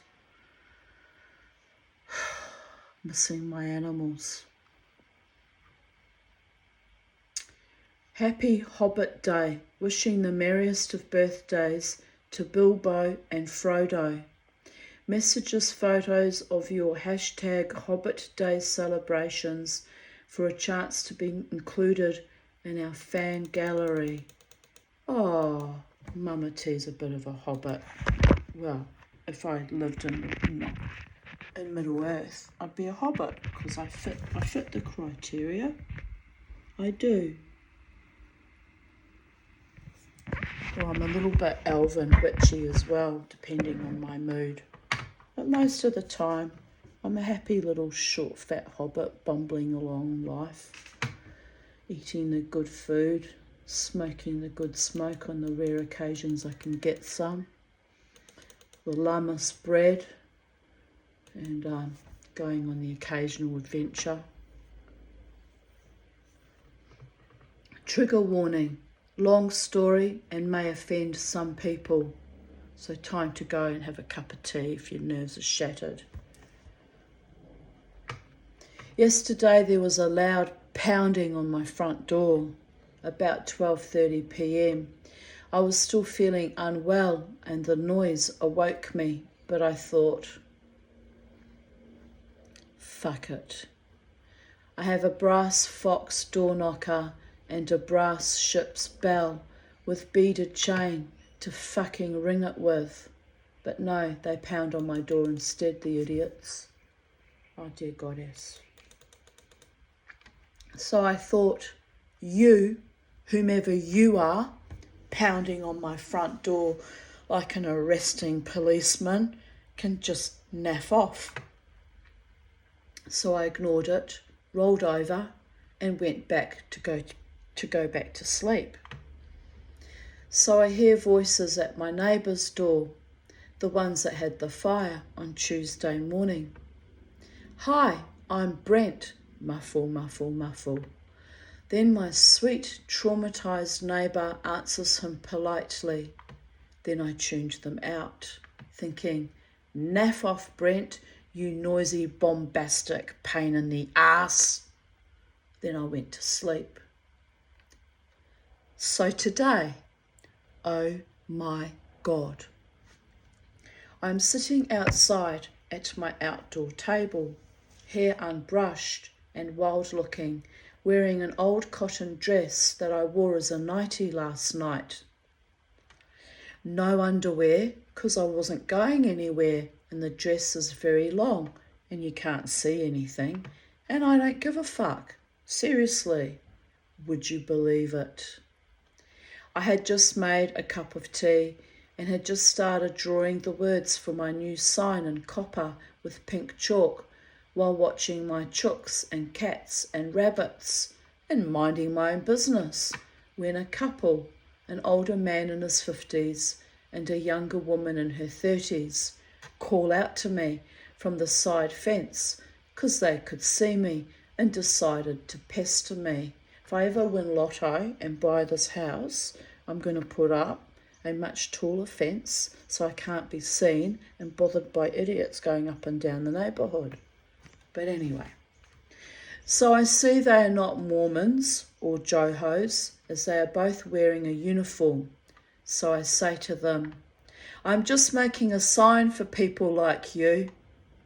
The guy pales, says, people like us? I say, yeah, hawkers, religious nuts, and hookers. I look at the girl, just joking about the hookers, love. She smiles peevishly. I say this without getting up from my chair, 'cause, hello, no underwear, not taking any chances. So the guy tells me he knocked on my door yesterday. So I nod and smile. I say, so you are the asshole that woke me up pounding on my door like a policeman. He says, well, yes, and I used to be in the New South Wales police force. He goes a bit pale, this time seething with anger and frustration. I say, yeah, that would be right. I bet you were a tough one too. I've heard all about New South Wales policing. I giggle. He says, we are better than Queensland police. I say, yeah, that wouldn't be hard, and giggle again. I say, well, today a crazy woman in Holland Park has just called you an asshole. So how does that make you feel? He good-humouredly tells me, I have to laugh. He good-humouredly tells me that it may not be the first time he's been called an asshole, but it is very special coming from a crazy woman in Holland Park. I laugh. I say, how am I doing on my bitch quotient? Do you think I could earn some money from this? Oh, by the gods, if only. He says, I could make some recommendations. I give him the death stare, my hairy eyeball. I say, I'm very sure you could. And there is a pause. Then I laugh again. He hears my accent and asks me where I'm from. I say, I see years of training have not gone astray. You are nosy, aren't you? I say, I'm a true blue Queenslander, Australian, mate, and don't you ever forget it. I am an Australian citizen and dead proud of it. He looks baffled and says, you sound like a Kiwi to me. I said, yeah, that is also true. He says, where are you from in New Zealand? I said, now you want to know where I am from. What use is that information to you? I nod at the woman. I say, your co-worker and I are starting to think you are flirting. She giggles nervously. I stopped at saying, next you want to know what colour my underwear is, but the thought makes me giggle insanely, and they laugh along too. If they only knew, am I right? He says, no, he was quite a nice looking fellow. I'm obviously married, but he was quite a nice looking fellow too, which made it even more awkward, but it was kind of hilarious. He says, no, really, where in New Zealand you from? He's hammering home, like a real policeman, like an interrogation. Where am I from? Where am I from? He wanted to know where I was from. He didn't think to ask about the underwear though, did he? Thank the gods. So I tell him, Island Bay, where the wildest and the most feral lived, with daily views of whales going up and down the Cook Strait, and the inter-island ferry twice a day making passage, and the coldest, windiest, wildest shithole there ever was. He says sympathetically, Windy Wello, I was at Johnsonville, then Palmy for 2 years. Oh, almost a kinsman, am I right? I said, my dad was born there at Palmerston North. Another shithole, not close enough to the mountain to be cool for skiing, but cold. Yeah, he says, real cold. I say, well, now I am the crazy woman of Holland Park, getting sunstroke as we speak. So what did you want anyway? They were selling solar panels for heating. On the subject of solar panels, my neighbour down the road told me yesterday that Stephen Miles, that bloodless cur that was complicit in the COVID madness, is now offering as an election promise at long last, should have been done 10, 20 years ago, the moron, is now offering solar panels to all government houses. About fucking time, am I right? Whether it's just a vague promise or they actually go through with it, I don't know. But it'd be good if they did. But anyway, this lovely couple of co-workers were selling solar panels for heating. I said, well, if I owned this place and had money, I would definitely buy that. Wonderful thing. But I don't. And as I am the biggest bitch in housing, they would probably put me to the bottom of the list if they ever did decide to give us solar energy. But they won't, because they are stupid like that. So here we go.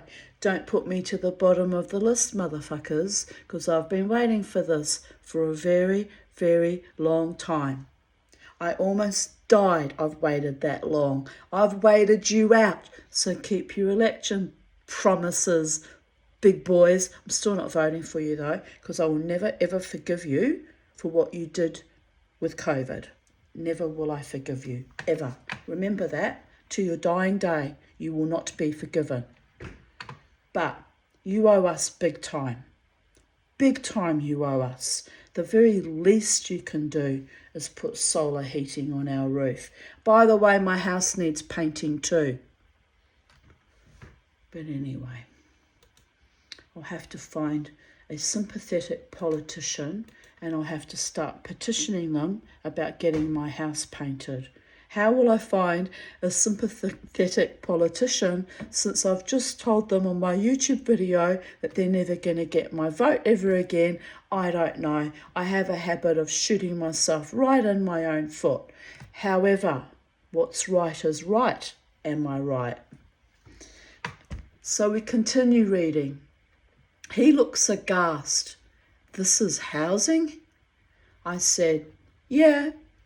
He and the woman tell me they think it looks great.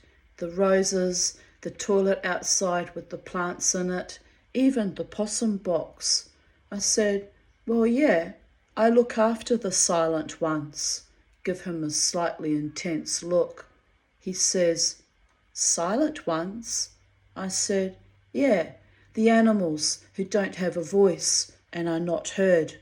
I'm not a total bitch, you know, only 95%.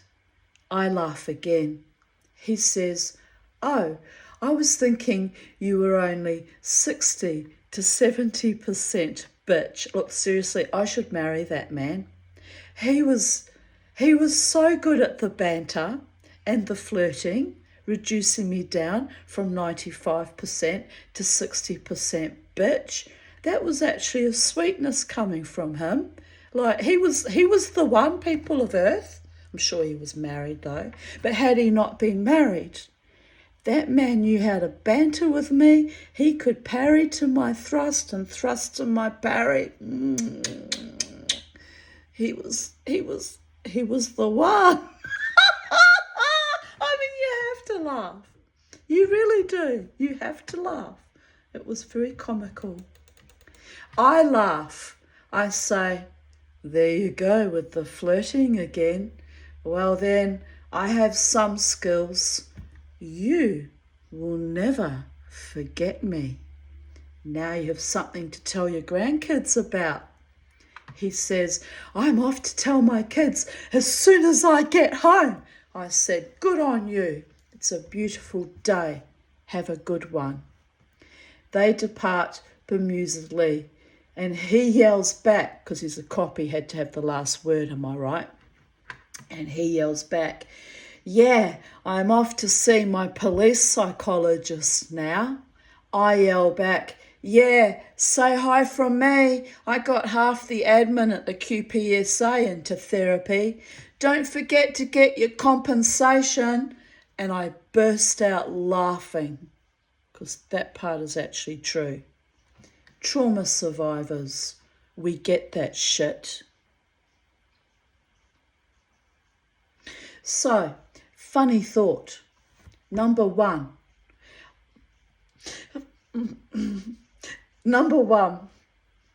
I wish I'd brushed my hair, as I should really marry that man. And 2, as I was busy polishing my copper doorknob, I said to Jared, who was well accustomed to my lunacy, here I am with a copper sign at the front gate to banish an ex-copper while madly polishing copper. It's a cop-out. Oh, come on, somebody stop me, rolling on the floor, laughing my ass off. New sign for the front gate, which I showed you earlier, but just to remind you, which part did he fit into? Technically wasn't a trespasser since he didn't cross my gate. Definitely was a hawker. He was possibly a psychic vampire, but albeit a very clever, bantering and rather charming one. So we'll forgive him that. He wasn't a proselytizer. But anyway, it was a very weird conversation to be happening, but it was very amusing. I'm still amused by it to this day.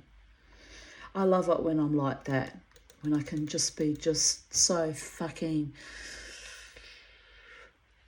what's the word? Obstreperous, but kind of funny and witty and charming all at the same time.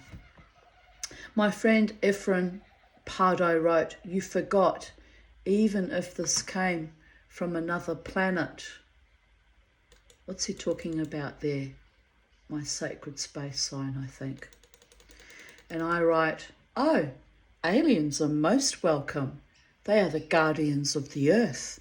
I read T. Lobsang Rampa, laughing my ass off. Sally wrote, I love it. Will you let me in when I call by? And I wrote, friends are always welcome.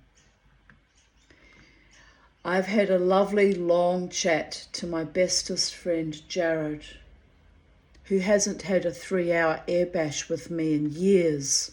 Whoops, sorry mate. Sometimes I think he just lets me talk and talk and talk and talk and talk and talk and talk. And I think half the time he's probably gone and had a ham sandwich and, you know, watched a movie, comes back and I'm still going for it. And I swear to God, he just sits there. I think he just likes the melody of my voice. It must be like that. Because half the time I'm thinking, why are you listening to all of this for hours and hours and hours? And why are you YouTube subscribers? I want to know why. Why, Desiree? But yeah, it's a bit like that with my friend Jared.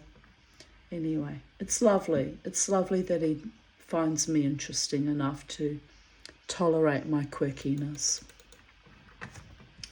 Last night was very spiritual and powerful. I finally released a lot of emotions and let go of an old love wound I had been harbouring and fucking nurturing like a dying pet for a year. That was Dave Wiglet, fucking idiot. I had blown life into it so many times and got so little response. I am done. I'm done with users, liars, manipulators, and cheats. I'm done with fake people. Yes, I am. Overdone. Done over and overdone and down and out and over and out and breaker, mayday, mayday. We're going down, mayday, mayday, mayday, mayday. But on the other hand, up she rises on her tippy toes with the help of her angels and her psychiatrist and her truly loving friends. Never underestimate the power of the Tanya to be resilient and rise again and even shock, horror, gasps of astonishment, love again. At Lynn. Oh, tree loppers are here. They want to trim back my bamboo on their side. They can do whatever they want on their side of the fence. It's energetics. They told me they were coming, so I'm okay with it. At Lynn, your dream is right. There are 3 who are false and want nothing but to drag me under the depths or to control me. I hate people like that. With every fibre of my being, do not ever try to drag me down or control me. It's a very foolish thing to do. You will lose me if you do that. Completely and utterly lose me. I'm fearless about staying on my own, as I've been alone for 30 years. It's no great punishment. I've already worked it all through and suffered, and it's not something I fear. I fear being with someone who's false and cruel and sadistic more than being alone. That is not love nor friendship. I am awake and aware. I will heal. It's been another hard year for me emotionally, but I've risen to every shitty situation and person and bet them back and out of my orbit. Yes, I have, babies, over and over again. I will not go back to zombieism and allow monsters to suck my life force dry while I exist in the shadows, barely living my life. Those that want this for me can fuck off. There's a ghost up there who knows how that works. I don't shuffle anymore, and I don't deny my right to my own. Yes, you should be sorry too. And I don't deny my right to my own authentic, awesome life anymore. I deserve the very best, including in my relationships with people. Don't like me, respect me, care for me, or want the best for me, unfriend me. I have only wanted others to see the best in me and for them to enjoy the very best in themselves. Stars shine together in the firmament. Neither is diminished by the other's unique glow. That is how it should be. Laws of nature. Be an individual. Bring your own talents to the fore. Love yourself. Nurture what is Nurture what is amazing about you. And don't dumb down or diminish for anyone. When you love who you are and what you do, others follow suit. They see they can do or be capable of wonderful things too. They learn to love themselves and others more. Don't hold them back or down out of fear or ignorance. They have their path that is uniquely theirs. Let them be and set them free. It's true, you know. As I said in my video the other day, don't hold tight to anyone. If they don't seem to resonate or vibrate or return your energy signature and vibratory match their twang to your twang, pluck the cords back again, communicating openly and honestly and sweetly and courteously. If they can't resonate with you, that's okay. They'll find their true friends that resonate with them, like cures like. Mama T will go on and be free, live her best life, and the right ones that understand her and hear her inner soul signature and her music and her art and her literature and her dance and her wildness, they will love her completely. Someone out there will. One day, maybe in the next dimension, but it'll happen. Sooner or later, eventually. Let them be free. Let them choose me in freedom.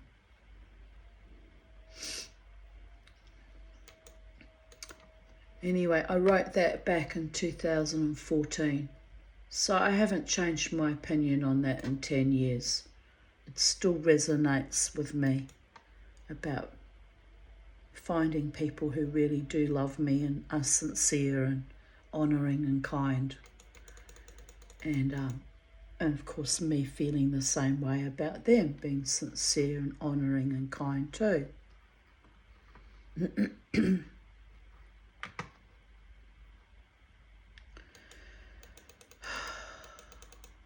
24th of September 2013.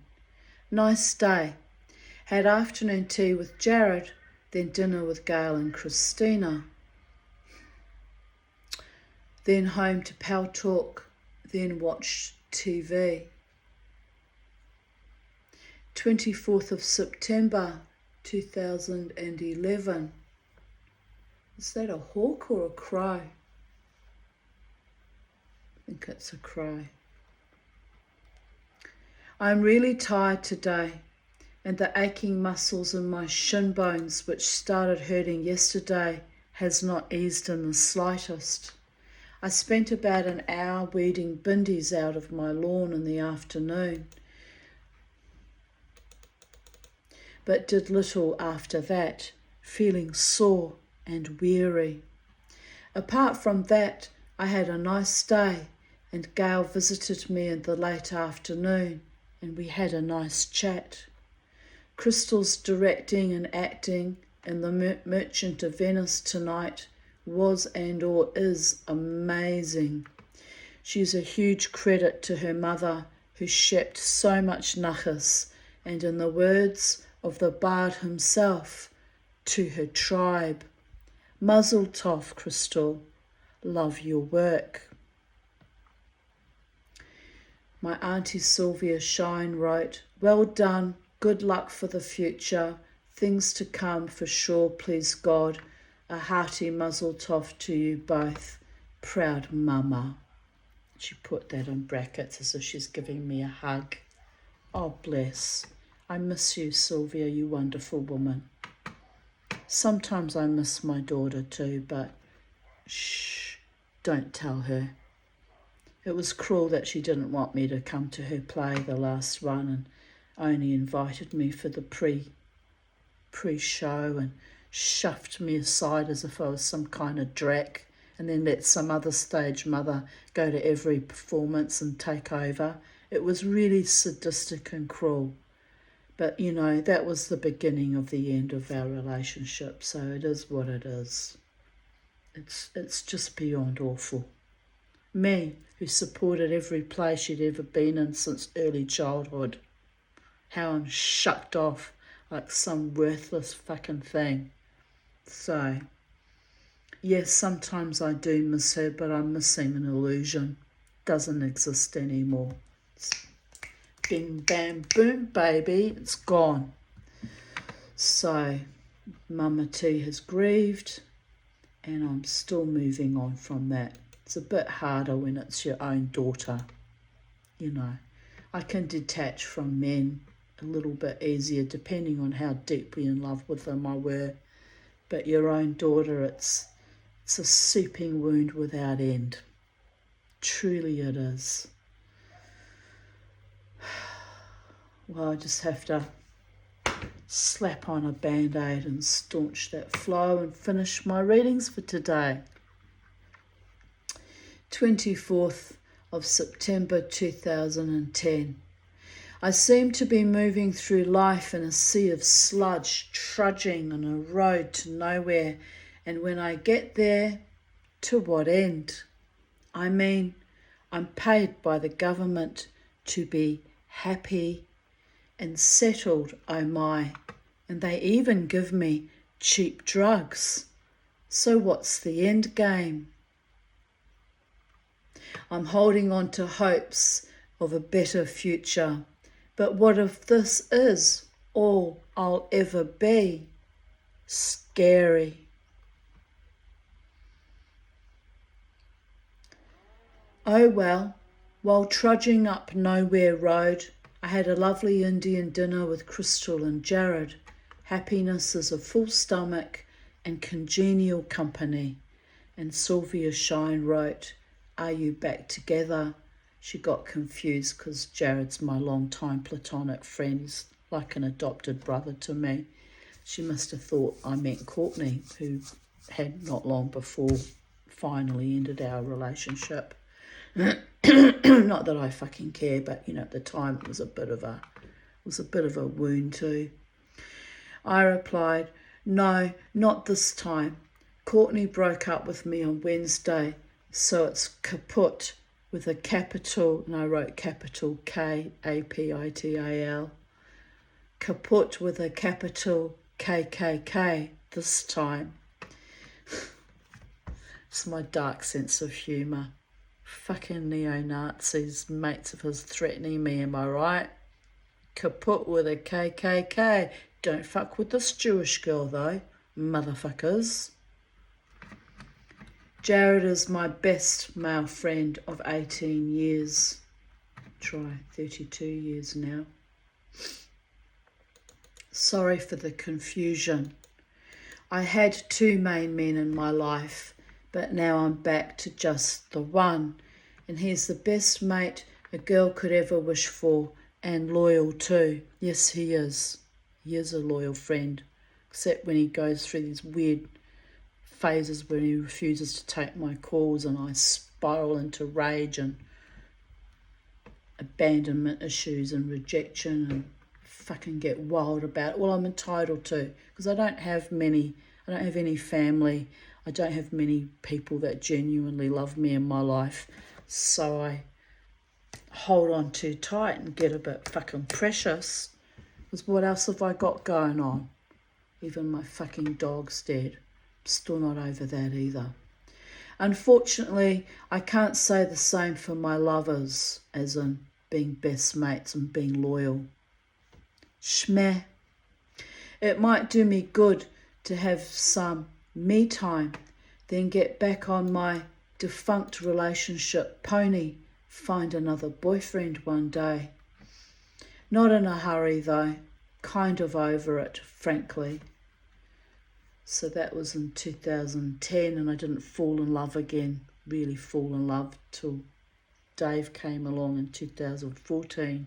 Took 4 years to open up my heart again, and then that was another serious mistake, and an abortion and a sadistic cruelty that is another seeping wound that I still occasionally have to staunch. And it would be nice if I had a man truly love me just once in my life, that lasted the rest of my life, not this fucking cosplay and false feckless illusions and cruelties. It's sickening is what it is. Really sickening. But anyway, all I ever wanted was a man who was crazy in love with me, but all I ever attracted is crazy men. I might have to work on this formula sometime so that one day it comes out in my favour for a change, as in a man who's my kind of crazy, as in on my page with spirituality and philosophy and love of mythology and love of life itself, but also gets my trauma issues and, chooses to be with me without wanting to dominate or control, or without envy or insecurity or spite or petty games like shoving other women in my face, or all the other crap all the other idiots did to me, because I'm done with that. I'm done with that shit. Pity that chemistry might work for me, but the hard stuff like commitment, fidelity, respect, and true love weren't in my DNA of survival recipe book when Hashem proscribed all my relationships with men. I could beat my breast as to why this is, but for now, it's enough to know and accept this has been my fate so far. Now, I wrote that back in 2010, 14 years ago, and here I am, still trying to change that fate. It's tragic, isn't it? 14 years of striving to find someone to really love me and be genuine with me. It's just, I could cry when I think about it. But crying won't help me. I've cried oceans. And even laughter won't help me. I've laughed entire new paradigms into being.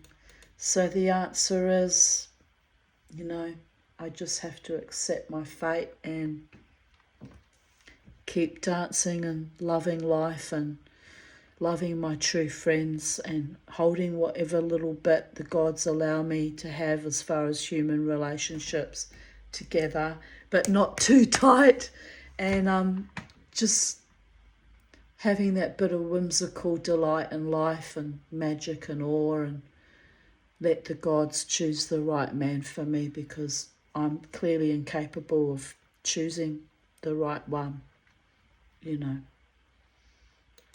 It's a cruelty and a miasma and a kind of a horror, but it is what it is, babies. 30 years in therapy too. It's like I haven't been able to shift that fucking curse, if it is indeed a curse or just a trauma response. I'm not 100% sure really, but haven't been able to shift it. So I get upset and I get frustrated and I get angry sometimes, and then I go out and my beautiful, handsome, talented musician friends play Chop Suey or Zombie or my other favourite defiant songs, and I work it all out of my body to the music, and I vent it that way, let it all out of me, and it's good for me, and it's good for me.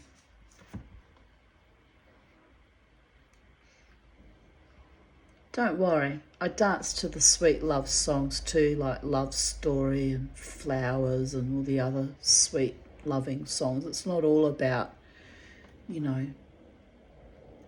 warrior goddess soul innovation of rage. Some of it, I can be romantic and sweet too.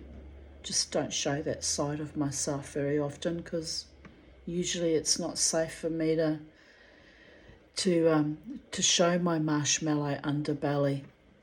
In fact, it's very dangerous because it leaves me vulnerable to being abused again. So only very, very few men have ever seen my sweet, soft underbelly, and when they have, they haven't known what to do with it because it's so rare. Like the time I said to Adam, my friend at the casino, not long before I left the casino permanently, I love you, Adam. You're a wonderful friend and I do love you. He freaked the fuck out. I think he thought I was trying to hit on him. I wasn't. I was just telling him I love him. I missed him. Hadn't seen him for 2 years. He freaked out. He'd never seen me be all raw and sweet and loving and emotional like that before. Oh, poor Adam. But he has a girlfriend he's happy with. I wasn't hitting on him. He got the wrong end of the stick there. I do love him deeply though, because he's been a kind friend to me in that casino scene for many years. But I can love people without it being a sexual agenda, by the way. Who knew? But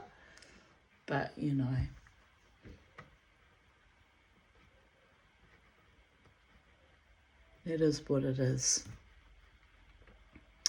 I've been through a lot this year in 2010. Indeed, my mother's death, breakup with Courtney, the ugly will dispute that was so evil and ugly. I will never, ever, ever put myself through that ever again. But fortunately, I'm out of relatives, so I don't have to worry about that. Sometimes I wish I'd just written it off and walked away, but I needed my teeth and my bed and my car, and also it was a matter of principle, absolute matter of principle. I've been through a lot this year, so looking forward to some serenity. Oh, the serenity. Tell 'em you're dreaming. Playing fast and loose with the castle dialogue. You can make anything good if you edit and cut and paste, yeah? Not to worry, Sylvia. I'm still laughing. It's all so insane. All I can do is laugh hysterically right now. I remember when that bubble burst, it was intense. I couldn't stop laughing for 4 hours. Oh, the jokes I made about my ex-husband and former lovers and my mother, they just rattled off rapid fire off the tip of my tongue for 4 hours. And even my daughter and Jared were like astonished. I wish someone had fucking recorded it. It would have made great comedy. It was just bing, bang, boom, rattle, rattle, roll, babies. Ooh, it was amazing. But I took myself to my then elderly psychiatrist, Dr. Eastwood, and I said, I think you need to put me in hospital, doctor.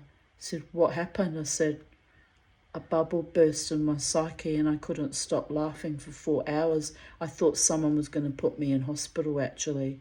He said, this society fears happiness.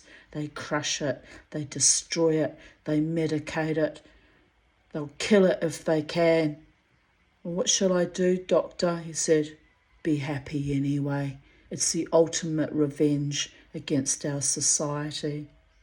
Oh, to you, Dr. Don Eswell, you were a wonderful man, encouraging me at long, long last. That was back in 2009, by the way, to be happy as a defiance. And so it is, and so it always shall be. Sometimes, on dark days, I have to fake it till I make it. But by the gods, if you see me authentically, joyously, wildly, triumphantly happy and in love with a man, be happy for me, because I deserve that much. I really do. I want to cry when I think about it. 24th of September 2008. The Tanya is happy to have Crystal home. Between us we are carless, but such is life. And earlier I wrote that day is waiting for Crystal and for Godot. Godot is a character in a Samuel Beckett play, Waiting for Godot, and it's an absurdist play. And of course, the moral of the story is Godot never actually arrives. A bit like my true lover man, am I right? Ding, bang, boom, baby. But he might arrive one day and I might recognise him one day and he might recognise me and think I'm absolutely wonderful and choose to be with me. And I'll choose to be with him. And then there'll be no Godot-esque grieving and striving and chewing my arm off and escaping and avoiding and mistrusting. There will only be pure, amazing, romantic, passionate, idealistic, agape, unconditional, beautiful love. Next dimension. I'm convinced it will only happen in the next dimension. In the meantime, I have to live out my life on this planet where I was cast back to many, many times since infancy. So there's a reason why I'm here, even if it doesn't make sense even to me, babies. So let the magic happen. Let us rejoice in our own becoming, each individual human on planet Earth, each individual soul. Love the ones who love you back and enjoy your life every day in every way. Enjoy your bodies, your minds and your spirits, and enjoy nature and the sea and the mountains, the earth beneath our feet. I'm going to go out and do some grounding with my beautiful Charlie. And I might be back shortly because I wanted to do a video. I said I wanted to read about magical and spiritual subjects. And this book was gifted to me as a young child by an Aboriginal woman, The Dream Time. This woman befriended my mother, actually. They met at TAFE, Polytechnic or Technical College or whatever you call it in your country. And she was a very kind woman to me. She was married to a Jewish man. And I still remember her. She had the most beautiful pet galah. A galah is a parrot that is grey and pink. It's sort of almost in the cockatoo family. Here's the name. Must have been her son's book, perhaps. I don't know. Selwyn Houseman had drawn a little picture in it. And I had a soul connection with this Aboriginal woman, and it was amazing. She was very, as I said, very kind to me. She was married to a Jewish man, and his family rejected him for marrying a black Indigenous woman, and her family, Indigenous, rejected her for marrying a Jew. So they were both very lonely in a way. They loved each other, but there was a grief and a loneliness that their love for each other had cost them both their families. And I don't know, she just saw me, she just saw something in me and just was so loving and kind to me. And she gifted me this book, and I have cherished it forever after. I would have been about, when we moved to Melbourne, I was 9. I think Mum did that course when I was about 11, 10 or 11. So it must have been about 10 or 11 when I met this lady. Don't even remember her name anymore. Houseman was the surname. So wherever you are, my darling, I still cherish your gift to me of not just your spiritual Aboriginal lore stories, but your beautiful soul signature and spirit. And may Biami bless you always. She may not even be living anymore for all I know. She wasn't as old as my mother. My mother was a much older mother. So she might be in her 70s. I'm not sure. But anyway, wherever she is, may Biami bless you for your sweetness and your kindness towards me. You've been cherished and remembered by me all these long decades. And I'm an older woman now, nearly 60, so there is that. So I'll probably have a rest and sit in the garden a bit with Charlie, and then I'll come back in and read you some stories from the Dreamtime. Aboriginal, Australian Aboriginal myths and paintings by Ainsley Roberts with text by Charles P. Mountford. But anyway, I'll come and I'll do an introduction for that again. But look at all the cute little kitties' drawings that her little boy had drawn in it. They lived in a house that had a big conservatory of lots of glass windows because her nervous system and also her Indigenous spirit did not like being locked up in walls, in solid closed walls.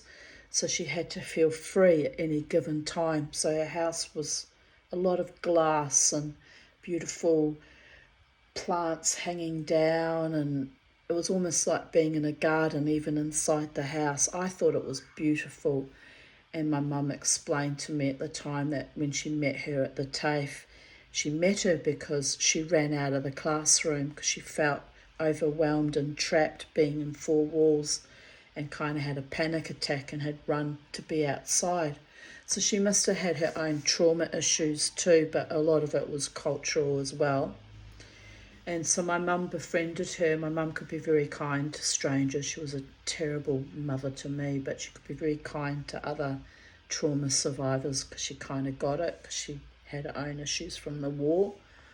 And so she ran out with her and spoke to her and said, why are you so distressed? And she explained to my mother that she didn't like being trapped in four walls and needed to be out in fresh air and in the garden and in nature. So that's how they befriended each other and how I came to come to her home, and more stories. And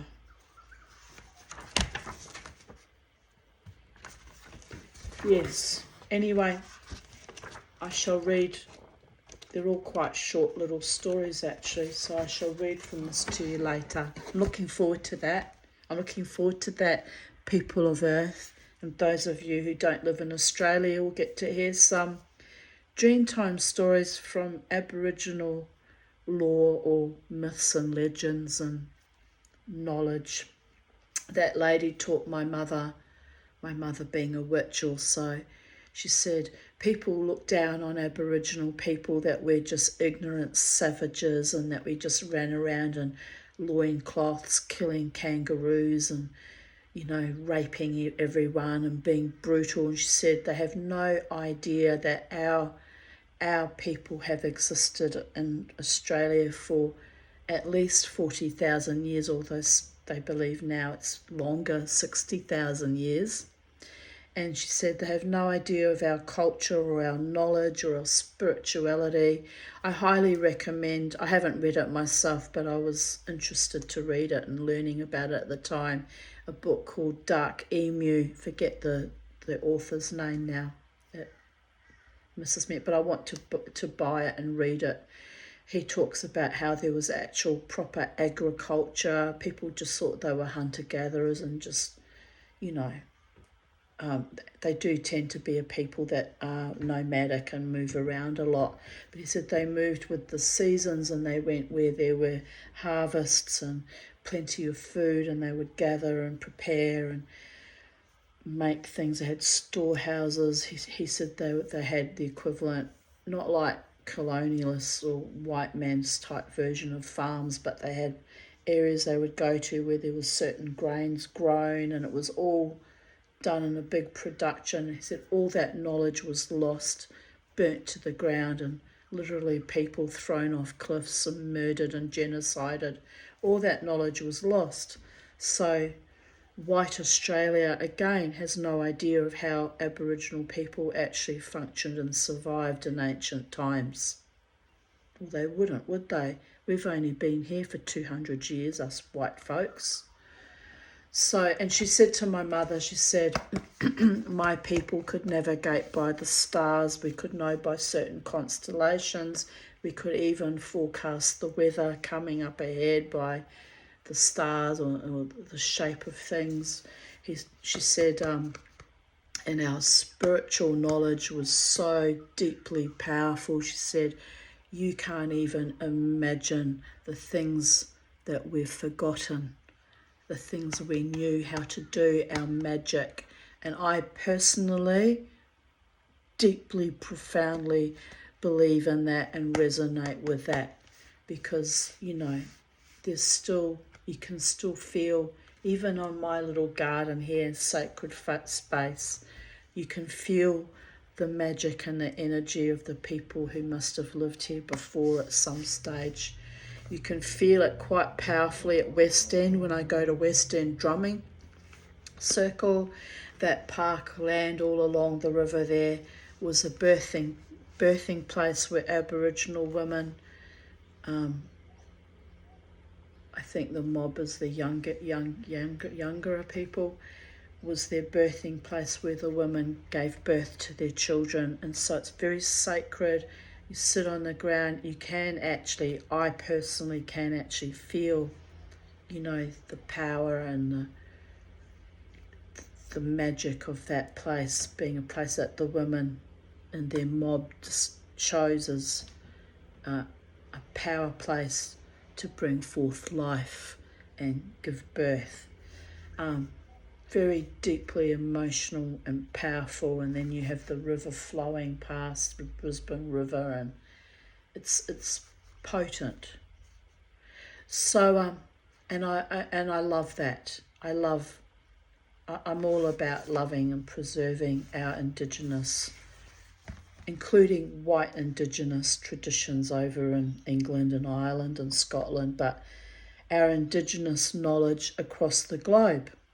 Because if we lose our connection to our earth and our ancient ancestral ways, we lose our tribe, we lose our culture, our language, our knowledge, our wisdom, our magic, we lose our religions, we lose our spirituality. And, our whole world is all about turning us into part fucking cyborg and AI and losing connection to who we are as human bodies with spirits and souls inside us that guide us and need the physical experience to gain knowledge and grow. That's why we're cast down here to this earth, by the way. So instead of investing in this and the neuro link that idiot wants to unleash on the world, we need to be at home in our own mind, body, spirit, as much as we possibly can, giving our varying degrees of trauma or ancestral trauma. And we need to be at peace and at ease and comfort in our own bodies, which for women is difficult when we bleed once a month and it's painful. That was a constant battle for me, coming to terms with that shedding and purging and all the hormonal changes and the struggle that came with that. But anyway, apart from that bit of biology, being at home in our human bodies as human souls, and resonating with our planet, wherever we stand on planet Earth, whatever country you live in or come from or belong to, being in complete energetic harmonic resonance, as I said earlier, like on a stringed instrument, pulling the top note, echoing with the bottom note, creating that music that flows between the varying notes. Be your own music and your own magic, my darlings. And on that note, before I sound crazy and I no longer make sense, blessed be, may the gods of your understanding love and protect you always, my beloved ones. May they love and protect me also. And bye for now.